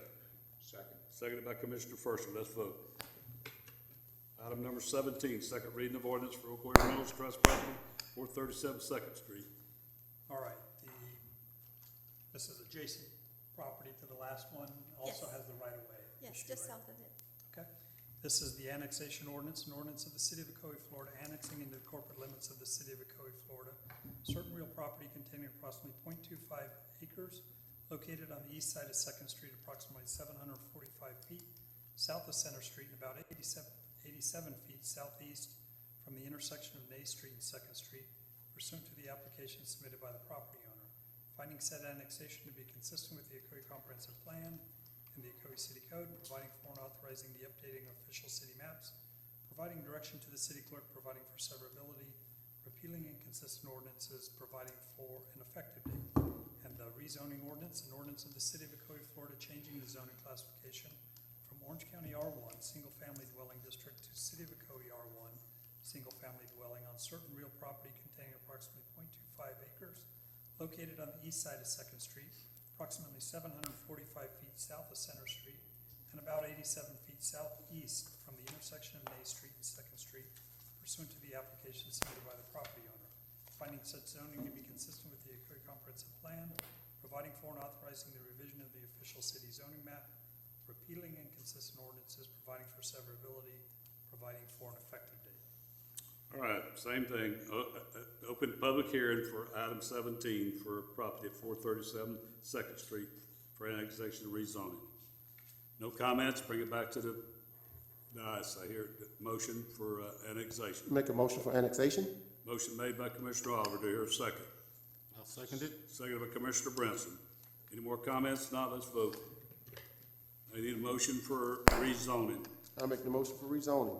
Mr. Oliver made the motion for rezoning. Do I hear a second? I'll I'll second it. Seconded by Commissioner Brinson. No more comments, let's vote. Item number 18, second reading of ordinance for Ocoee Rentals Trust Property at 504 3rd Street, annexation and rezoning. All right, this is the annexation ordinance, an ordinance of the city of Ocoee, Florida, annexing into the corporate limits of the city of Ocoee, Florida, certain real property containing approximately 0.25 acres, located on the west side of Third Street, approximately 568 feet south of Center Street, and approximately 654 feet north of East Silver Star Road, pursuant to the application submitted by the property owner.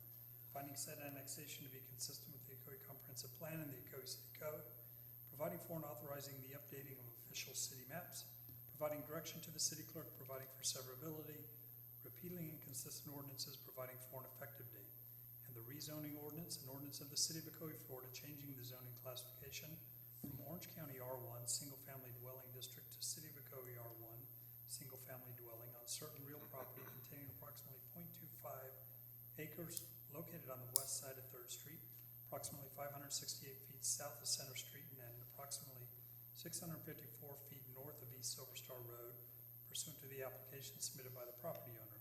Finding such rezoning to be consistent with the Ocoee Comprehensive Plan, providing for and authorizing the revision of the official city zoning map, repealing inconsistent ordinances, providing for severability, providing for an effective date.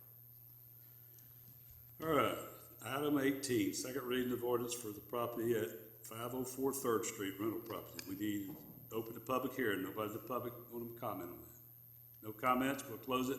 Come back, I need a motion for annexation. I'll make a motion for annexation of 504 3rd Street property. Motion made by Commissioner Brinson. Do I hear a second?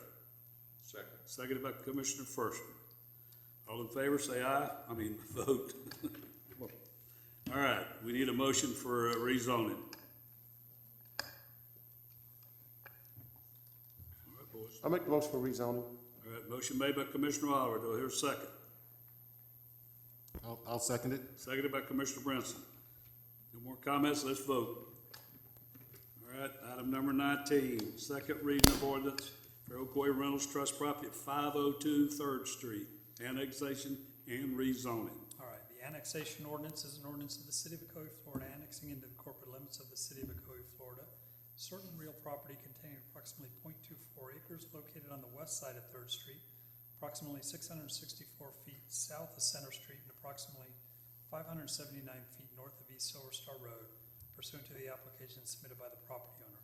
Finding said annexation to be consistent with the Ocoee Comprehensive Plan and the Ocoee City Code, providing for and authorizing the updating of official city maps, providing direction to the city clerk, providing for severability, repealing inconsistent ordinances, providing for an effective date. And the rezoning ordinance is an ordinance of the city of Ocoee, Florida, changing the zoning classification from Orange County R1 single-family dwelling district to city of Ocoee R1 single-family dwelling on certain real property containing approximately 0.24 acres, located on the west side of Third Street, approximately 664 feet south of Center Street, and approximately 579 feet north of East Silver Star Road, pursuant to the application submitted by the property owner. Finding such rezoning to be consistent with the Ocoee Comprehensive Plan, providing for and authorizing the revision of the official city zoning map, repealing inconsistent ordinances, providing for severability, providing for an effective date. All right, anybody in the public have any comments for the rental trust property at 502 3rd Street? No comments, bring it back to the podium. We need a motion for the annexation. I'll make a motion we annex for annexation for the 502 3rd Street property. Motion made by Commissioner Brinson. Do I hear a second? A second. Seconded by Commissioner Voller. Let's vote. I need a motion for the rezoning. I'll make a motion for the rezoning of the same property. Motion made by Commissioner Brinson. Do I hear a second? Second. Seconded by Commissioner Oliver. Let's vote. Two more, folks. Number 20, second reading of ordinance for Ocoee Rentals Trust Property at 436 3rd Street, annexation and rezoning. All right, the annexation ordinance is an ordinance of the city of Ocoee, Florida, annexing into the corporate limits of the city of Ocoee, Florida, certain real property containing approximately 0.25 acres located on the west side of Third Street, approximately 744 feet south of Center Street, and approximately 501 feet north of East Silver Star Road, pursuant to the application submitted by the property owner. Finding said annexation to be consistent with the Ocoee Comprehensive Plan and the Ocoee City Code, providing for and authorizing the updating of official city providing direction to the city clerk, providing for severability, repealing inconsistent ordinances, providing for an effective date. And the rezoning ordinance is an ordinance of the city of Ocoee, Florida, changing the zoning classification from Orange County R1, single-family dwelling district, to city of Ocoee R1, single-family dwelling on certain real property containing approximately 0.25 acres located on the west side of 3rd Street, approximately 744 feet south of Center Street, and approximately 501 feet north of East Silver Star Road, pursuant to the application submitted by the property owner. Finding such rezoning to be consistent with the Ocoee Comprehensive Plan, providing for and authorizing the revision of the official city zoning map, repealing inconsistent ordinances, providing for severability, providing for an effective date. All right, anybody in the audience have anything to say to second reading of for trust properties at 436 Third? Nobody has any comments. Close it, bring it back to the dais. I need a motion for annexation. I make a motion for annexation of the 436 3rd Street property. Commissioner Brinson made the motion for that. Do I hear a second? Second. Seconded by Commissioner Firstman. Let's vote. All right, second reading of rezoning. I need a motion for rezoning. I make a motion for the rezoning of the 436 3rd Street property. Commissioner Brinson made the motion for rezoning. Do I hear a second? Second. Seconded by Commissioner Firstman. No more comments, let's vote. Last one, 21, second reading of ordinance for Covington Holdings LLC property at 8667 AD Mims Road, annexation and rezoning. Anash, this is a different owner. You want to show us where this property is?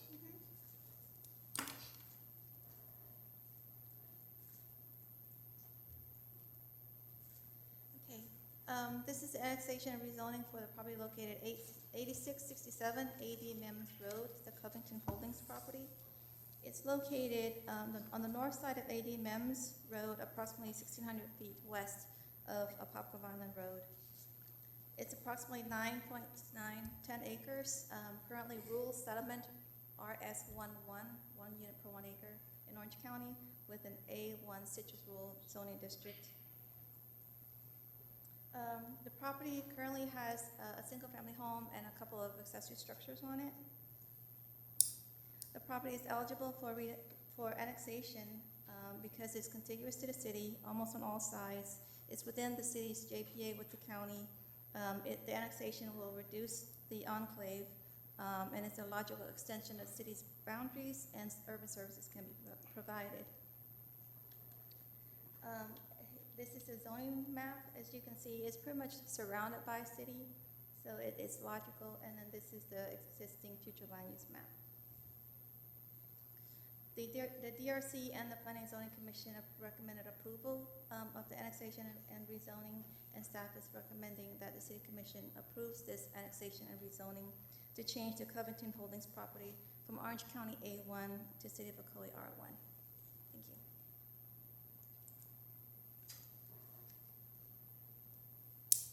All right, I'll go ahead and read the title to these ordinances. The first is the Annexation Ordinance, an ordinance of the City of Ocoee, Florida, annexing into the corporate limits of the City of Ocoee, Florida, certain real property containing approximately 9.94 acres, located on the north side of 80 Mims Road and approximately 1,615 feet west of Apopka Vineland Road, pursuant to the application submitted by the property owner.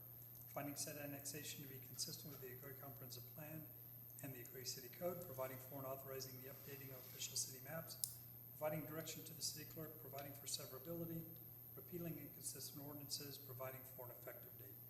And then the rezoning ordinance, an ordinance of the city of Ocoee, Florida, changing the zoning classification from Orange County A1, Citrus Rural District, to City of Ocoee A1, General Agricultural, on certain real property containing approximately 9.94 acres located on the north side of 80 Mims Road and approximately 1,615 feet west of Apopka Vineland Road, pursuant to the application submitted by the property owner. Finding such rezoning to be consistent with the Ocoee Comprehensive Plan, providing for and authorizing the revision of the official city zoning map, repealing inconsistent ordinances, providing for severability, providing for an effective date. Okay, open the public hearing for item number 21, property at 8667 AD Mims Road. Close the public hearing, bring it back. I need a motion for annexation ordinance. I I'll make a motion for annexation of the property at 8667 80 Mims Road. Motion made by Second. Commissioner Brinson. Do I hear a second? I'll second it. Seconded by Commissioner Oliver. Let's vote. I need a motion for rezoning ordinance. I'll make that motion for the same property. Motion made by Commissioner Brinson for rezoning. Do I hear a second? I'll second. Seconded by Commissioner Oliver. Let's vote. All right, that takes care of that. Just to let you know, what we've done is we've annexed a lot of properties into the city that was in the county, that was in our city anyway, but they're sitting in between. So this puts it into the city and takes it out of the out parcels outside the city. So this is something that needs to be done all over around the county. So this is a great thing to do. So if you're out here and you're in that area, welcome to the city. So, let's see. Regular agenda, none. Comments from citizens and publics. I got 3 different ones. Robert Young, no topic. I was just gonna respond to what, sorry. You get 3 minutes. I won't take so. You mean you're a preacher and you're not gonna take long? I've been learning not to. Thank you, Mayor Johnson. I just realized you're the attorney, right? You're the city attorney? Okay. I was wondering why you weren't voting. Does he vote? No. Oh, okay, No. all right. On a previous item, I don't know if you can talk about it, but I'm gonna talk about it, about the salary thing. I just wanted to look at it. The current U.S. Congress, they make $174,000, and they're considered public servants, correct? The idea that people run for office for free or for little, based on what was said, seems to me to be not congruent with how things are. People serve, but they expect reasonable remuneration. $4,000 a year, it seems to me to be not a lot. If in the future you want to move the pool of thought out of the regular person, there are things that you are doing that require different skill sets. And I think one of the points that one of the person was making was that if it's a little bit more, then you'll attract different people. The second point I want to make is it's a rather awkward observation about how the vote went down, as to those who wanted to vote for the increase and those who didn't want. I think it was obvious how that came across, and I don't know why it appeared. I don't want to say it without sounding. It's just so weird that those who are of a certain persuasion, a certain whatever, voted no for yes. I don't know why that is. It was just obvious. Back up a minute. Say that again. In other words, those African Americans on the commission voted for it, and those who were against, and that's just weird. I don't know why that came across that way. But my basic point is that everything happens, isn't it? it's weird. I'm not saying that there's, but I think my point is that Mrs. Young talked about business owners. There are people who want to serve on the commission. If the salary was more, you'd attract more. And the idea that you only serve for altruistic purposes, I think may not be consistent with actually what happens in society. And we're not gonna be here all night doing public comments. I'm not gonna go back after you've already had it in that section. I'm not talking to you. Sorry. We're Yeah, not so gonna go through that. yeah, I was just curious. I'm my first time here, and I just thought that somebody voted not to increase their salary just for altruistic purposes when it's not a great amount wasn't congruent with human behavior. Thank you. I would say if the Congress was paid a little less money and a little more public service, we'd have a lot different going on up there than what it is. I agree with that. So that was a comment, sir, that wasn't very apropos. So Brad Lomneck.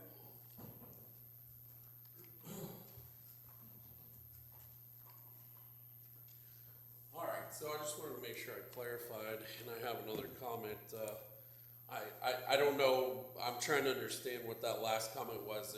You're saying there's a racial issue about that. I don't understand if that's what he was getting at. I don't get that one bit.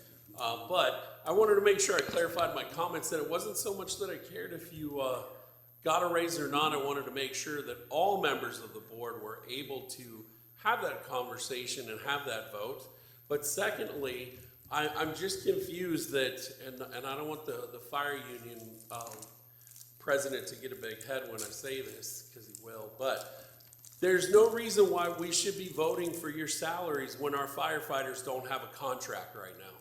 They're asking for raises. Yes, they just got one in the last contract, but they are still not to where the city of Winter Garden is. I've looked at the city of Winter Garden's contract in the past couple days. The last CBA that Winter Garden got, they hit 5% throughout the board, all 3 years. Now, our firefighters right now are asking for a lot of other things with turning down 21 different amendments on the contract, but we should not be asking for raises for our commissioners until we get our firefighters settled. So that is my comment on that. Thank you. Thank you.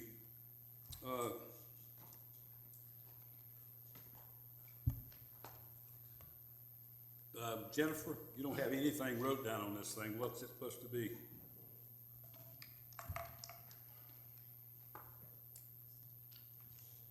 Jennifer Young?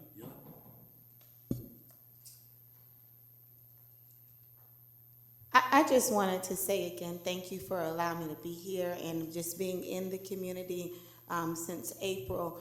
I've seen, and I'm in the West Oaks Mall, I've seen several commissioners come in, work with the business owners, and my question again was, ultimately, is there something that we can do as business owners to make sure that the commission that is coming in can help us with the skill set that's needed to help increase the overall economy of Ocoee?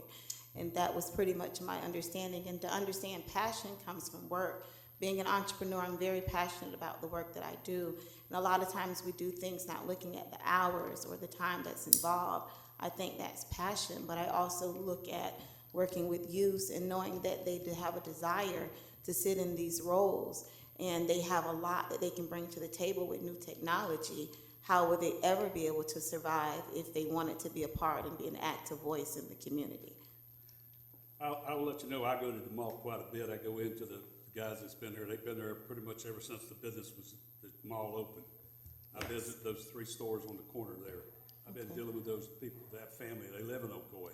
They also live in the city, and I go there to see them and patronize their businesses. Well, I definitely welcome you to come in to mine as well. And just again, I've been talking to some of the business owners there, and I think we have the same questions is, you know, what is it that where can we get new information, new technology to be able to build our businesses, and having the leadership of the community be able to come down and just educate us a little bit, I think will be greatly needed. And a lot of that comes from a skill set that may not be inherited over the last 25 years, but things that are learned for the future. And I was just looking and I realized that the raise doesn't take place into 2023. So again, it was, you know, with the way technology is growing, how can we guarantee that new knowledge will be able to come in to hold not just the entrepreneurs down that have questions, but the residents that are living here as well? Scott Kennedy.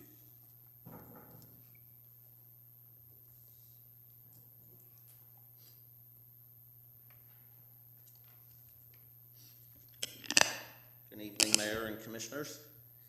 I just want to comment. I sit back there and I hear routinely commissioners make comments, and that's their right, about leadership. Commissioners quote scriptures, parables, whatever, calling on our better angels, talking about civility, etc. And tonight I kind of need to rise to defend the reputation of CEOs and CFOs. I was a CEO for 18 years. I'm currently a CFO. I can tell you that if A retired CFO is thinking about taking a full-time job for $9,000 a year. He's not any good. And this is what we run into. CEOs and CFOs are fact-based, evidence-based leaders. You have one sitting right over there, our city manager. He's a tremendous manager and leader, and he's fact-based and evidence-based. And to Brad's comment, he said he didn't want to use the word attack for the previous incident. I can tell you that there is nothing less productive, more uncivil or unprofessional to that type of a person than a false premise and a baseless accusation.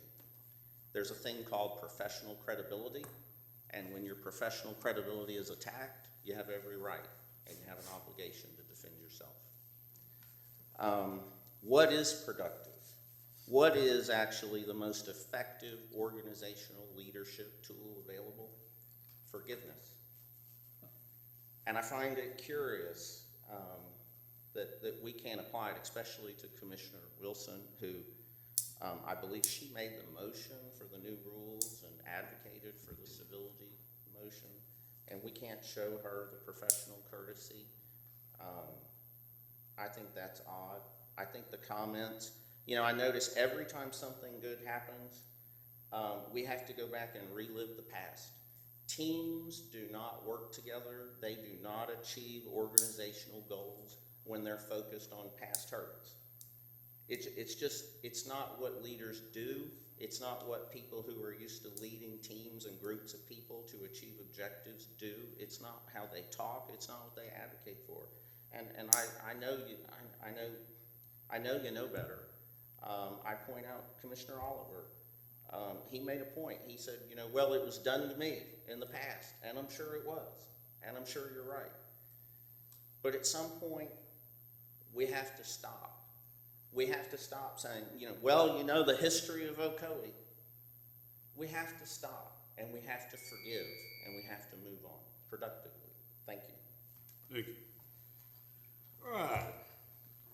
Now it's time for comment from commissioners. Commissioner Brinson. Okay, here we go. I'm going to tackle, at one time here in America, you used to be able to go into a restaurant, and after they greeted you, the next question out of their mouths, the hostess' mouths, was smoking or non-smoking. Which section do you want to be seated in? I used to ask you the same thing when you were buying an airline ticket. Do you want to sit in the smoking section of the airplane, or do you want to sit in the non-smoking section of the airplane? And then this last one is something that even as a child, I couldn't understand, where you could actually smoke on the elevator.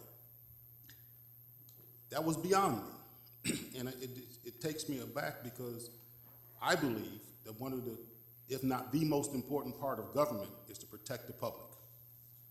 And because we cannot live, oftentimes we cannot leave things up to the public to police themselves, the government has to step in. So they stepped in with restaurants, and hey, you guys can't smoke in restaurants. People who smoked were up in arms. You can't smoke on airplanes. Once again, they're up in arms. And then, of course, elevators was a whole different story. That just blew my mind. But every instance, the government had to be the one to step in. That's why the government has speed limit signs. That's why the young lady came before us talking about people speeding down by Lake Stark. The government has to do its part to make sure that the public is safe. And when we start talking about safety, we have to talk about child safety, elder safety, health safety, public safety. And it's beyond me that we're going through this time with this COVID-19 Delta variant. And we have Tallahassee that is trying to hold our school boards hostage by saying that they're going to withhold funding for our school boards. I think our educators and our children have enough problems right now without having money being another one. I understand that people want the right to wear masks or not wear masks, and I get that. But it is important for us to get our arms wrapped around this thing that we call COVID-19 Delta variant, because I'm not a doctor. I do not have an alphabet soup behind my name. But I do believe some of the things that they're saying.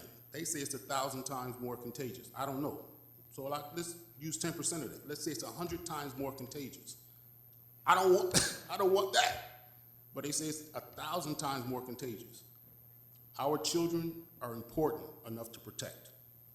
If they go to school, and any parent who had a child before, and they know come fall, when you send your children to school, you know by the end of the year, that child's gonna come home with a runny nose, it's gonna come home sick, and they're gonna pass it around your household.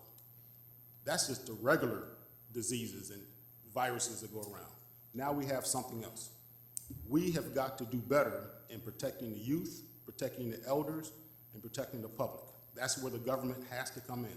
And a lot of people saying we're overstepping our bounds. A lot of people saying we're violating rights. But when it comes to public safety, when it comes to child safety, when it comes to elder safety, the government should be in place to protect the public. And if Tallahassee wants to hold us hostage and hold up funding to our school systems, we need to take action on that. That is incredible to me that that's even a thing. But yet, here it is, we're talking about it. I can go on with that, but I won't because it's beyond me. I just don't get it. There is money for all those who are out there listening, and I know the moratorium on eviction has come and gone. I know Orange County is still providing money. Go to Orange County, ocfl.net, and you can find on there where you can apply for this money. Orange County has money available to help you with your rent, but they're not going to give it to you unless you apply. You got to go out and apply for this money. It is important because one day someone's going to knock on your door, and it's not going to be a neighbor. So get out there and get this money that's available. Again, hospitalizations these numbers are getting out of hand in the hospitals. Younger and younger patients are being affected by this COVID-19. Healthcare systems are being decimated. And then here we are between Florida and Texas, we have more than 20% of the increased numbers. We've got to do something. We've got to do something. So that's on that. I think that's, maybe someone else will weigh in on that as well.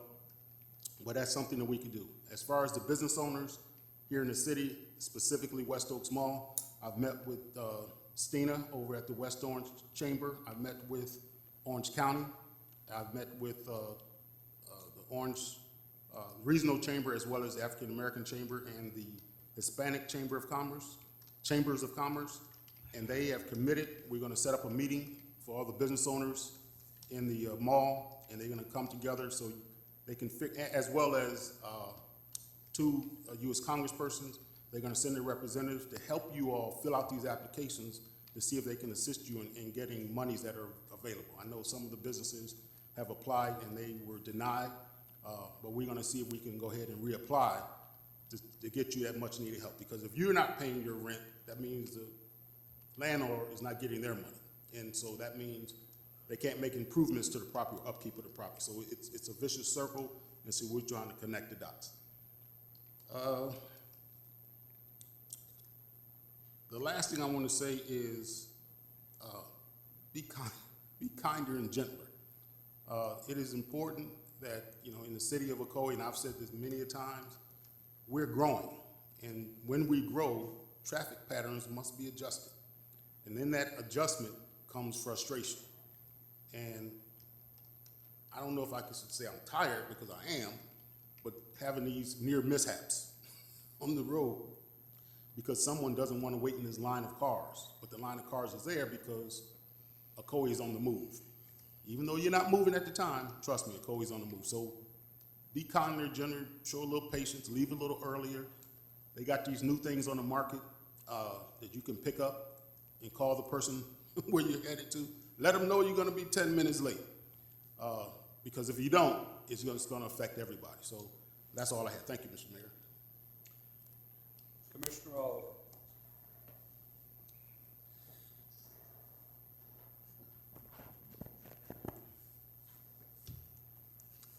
One of the things I want to point out is the fact that we're here in a public meeting.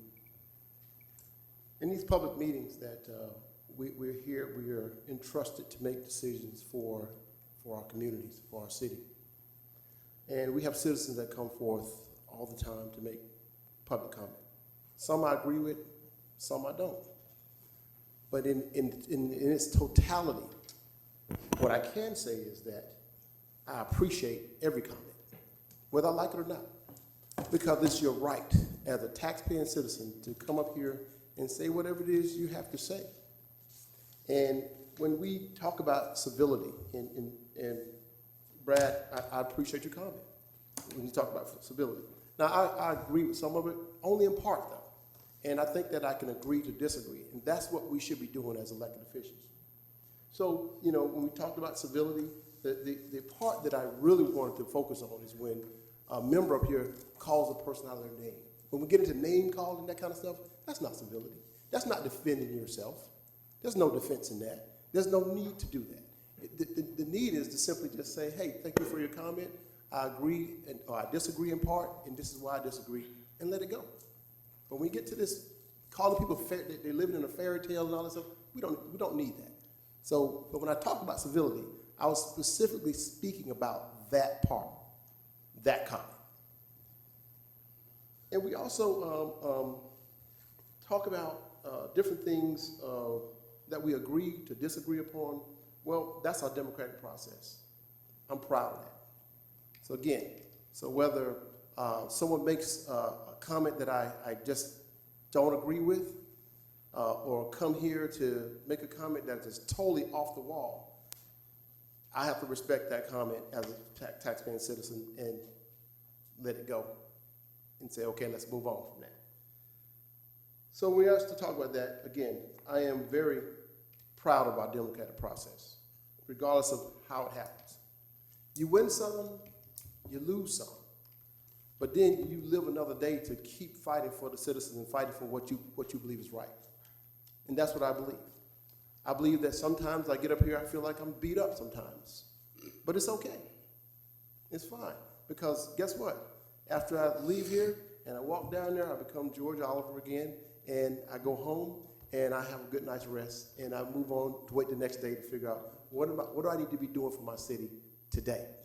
Because yesterday was just yesterday. Yesterday was just yesterday. And I move on from that.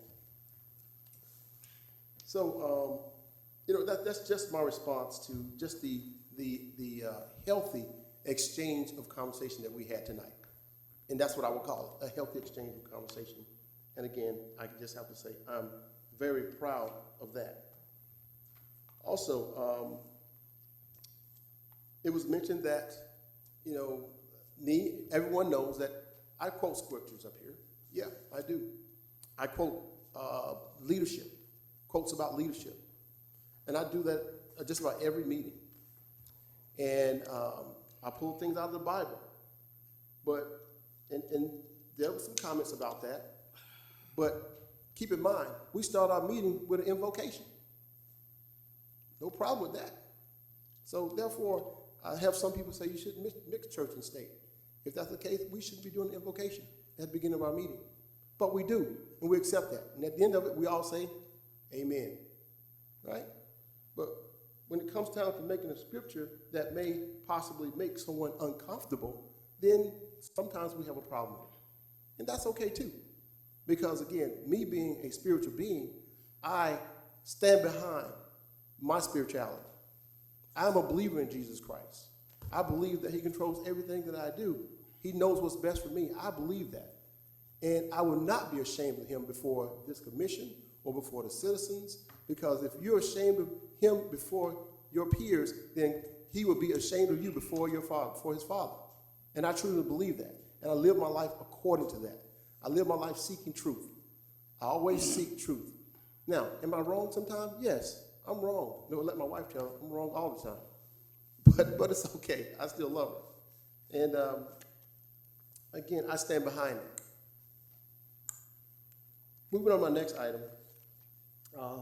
As a school teacher, we all know that next week starts, Orange County Public Schools starts August 10th. And the students will be coming back into schools with the option to not wear a mask. And that poses a danger to some of the teachers that have pre-existing conditions. And the teachers are not really paid enough to do what they do. I think we all can agree that teachers don't get paid enough, right? They should be receiving twice as what they're making right now. Hazardous duty pay coming into the schools. Again, a lot of us say teachers don't make enough money. And being a teacher, I know, because I talk to teachers every single day. And they'll come in there, the kids will come in, some without masks. Some I know pre-existing conditions, but the teachers will still come to work. It's a thankless job. They will still be there with their mask on to educate our children. So, again, I don't know how we fix this. I don't know how this is going to work out. I'm not sure if we're going to have another a rise in this pandemic with this Delta variant, with the kids coming back to school. I see what kids do in school. I know how they react. I know how they touch things. I know what they do, and it could be dangerous for someone that has a pre-existing condition. So again, I don't know how we fix that, but I do know that come August 10th, I'll be there. I'll be there with the kids. I'll have my mask on, whether they have theirs on or not. But if you know any teachers, please pray for them. Whatever you can do for them, give them hand sanitizers, new masks, whatever it's going to take to keep them safe, and our children that actually understands the fact that this is really serious. In addition to the schools coming back without the mask, we have an increase of traffic. School buses will be back on the road come Tuesday, August 10th. So be mindful, be patient, leave early. They're going to be on the roads, and our kids, our precious cargo will be on those buses. So just be patient, leave early, do whatever it takes to get to where you got to go on time, but just be mindful that there's going to be a large increase of traffic next week with the schools, with the school buses.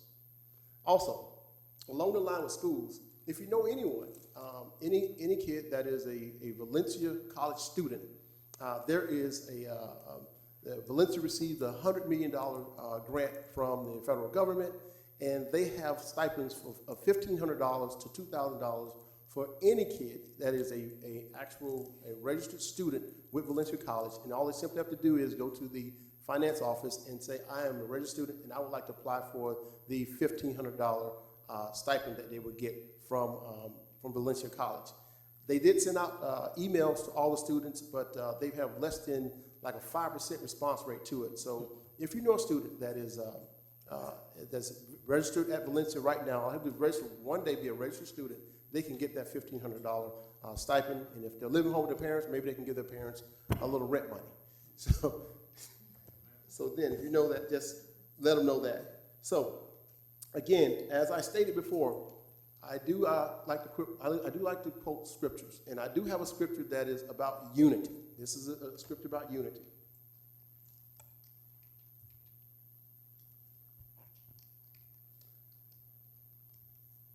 For as in one body we have many members, and the members do not all have the same function. So we, though many, are one body in Christ, and individually members one of another. And that was from Romans 12, verse 4 through 5. Thank you so much. May God bless you, and may God bless the city of Ocoee. Commissioner first. Real quick, only three things. We're reaching the height of hurricane season, the end of July, August, and September. And it's been a pretty quiet season so far, but don't let your guard down. Please make sure that your houses are in order. You have enough supplies for at least 72 hours. Check the weather and the Hurricane Center for updates. There's increased activity in the Atlantic right now, so pay attention. Don't let it get, by you. The next thing was just a repeat of what Commissioner Oliver said. Next Tuesday, the 10th, school starts in Orange County. A lot more traffic out there on the road, a lot of kids walking to and from school. Please, please be careful.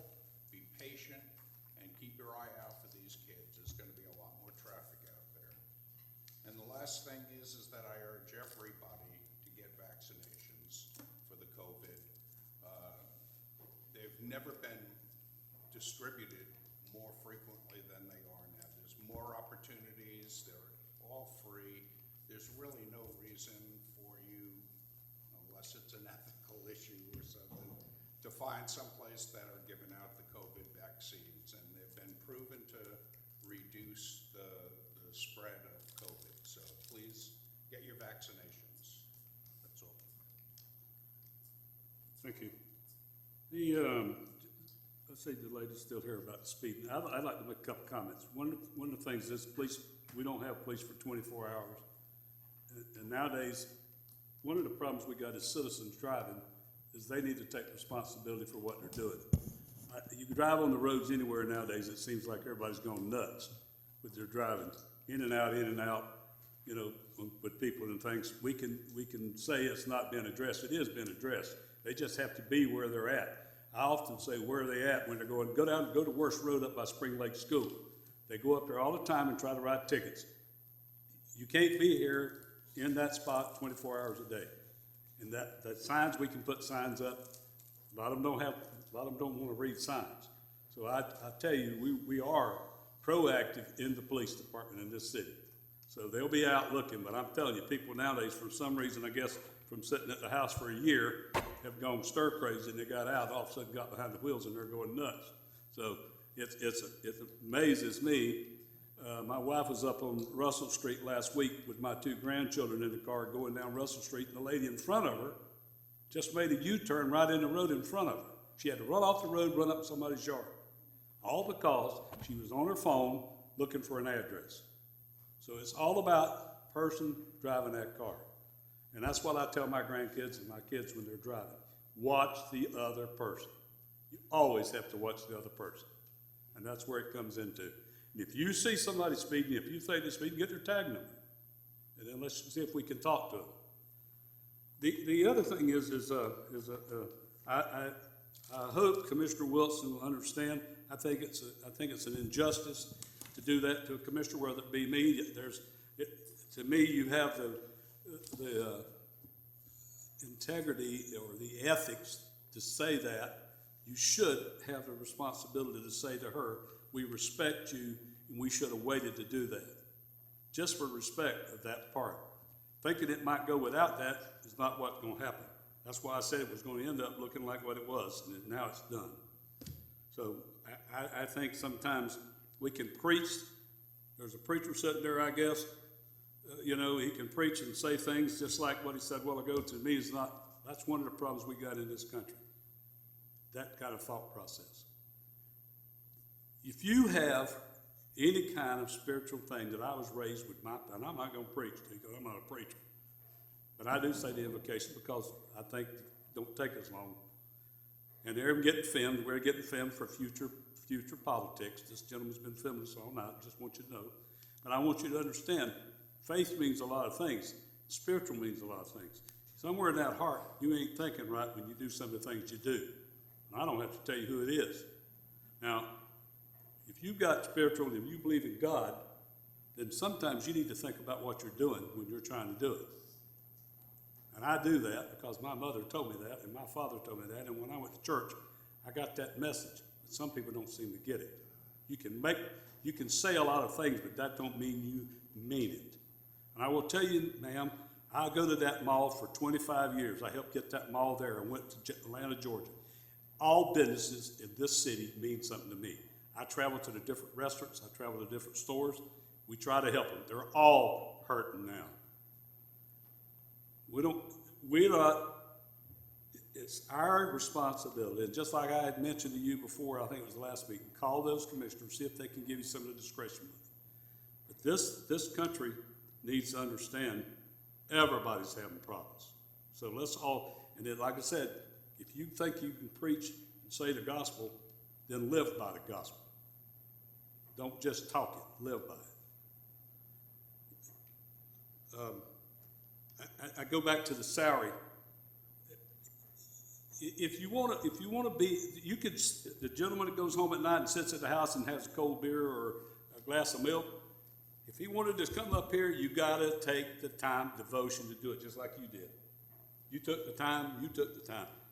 You gotta take it, no matter whether you're making $100,000 a year or you retire like I am from the post office. I worked hard to get where I'm at. This salary, like I told you, I'm not planning on retiring. That time comes when it does. If the citizens retire, you get retired. I don't care about the retirement. And I don't care about what the salary is. I don't live off that salary. I have a job in retirement. I put my 2 years in the military in a war zone, and I earn what I get from the military. So everybody can say what you want to say, but let's have one other thing is the person that comes up here that sits in the audience and comes up to that podium. We want everybody to be able to speak. If you're going to speak, have your facts right. I'm not going to sit here and listen to somebody on the TV telling the citizens something that is not true. And if you want to say it, then I'm going to tell you if my part of what it's saying is not right. And ladies and gentlemen, that gentleman was not right. I didn't call him that. I said, take it out of your fairy book where you're getting it at, because whatever you're getting is not right. What he said was completely wrong. Every time he comes, he says it's completely wrong. Somebody's telling him that stuff. And I don't know who it is. But I will tell you, preacher, you need to pray for everybody, not just one certain type. It's everybody in this world needs the prayers.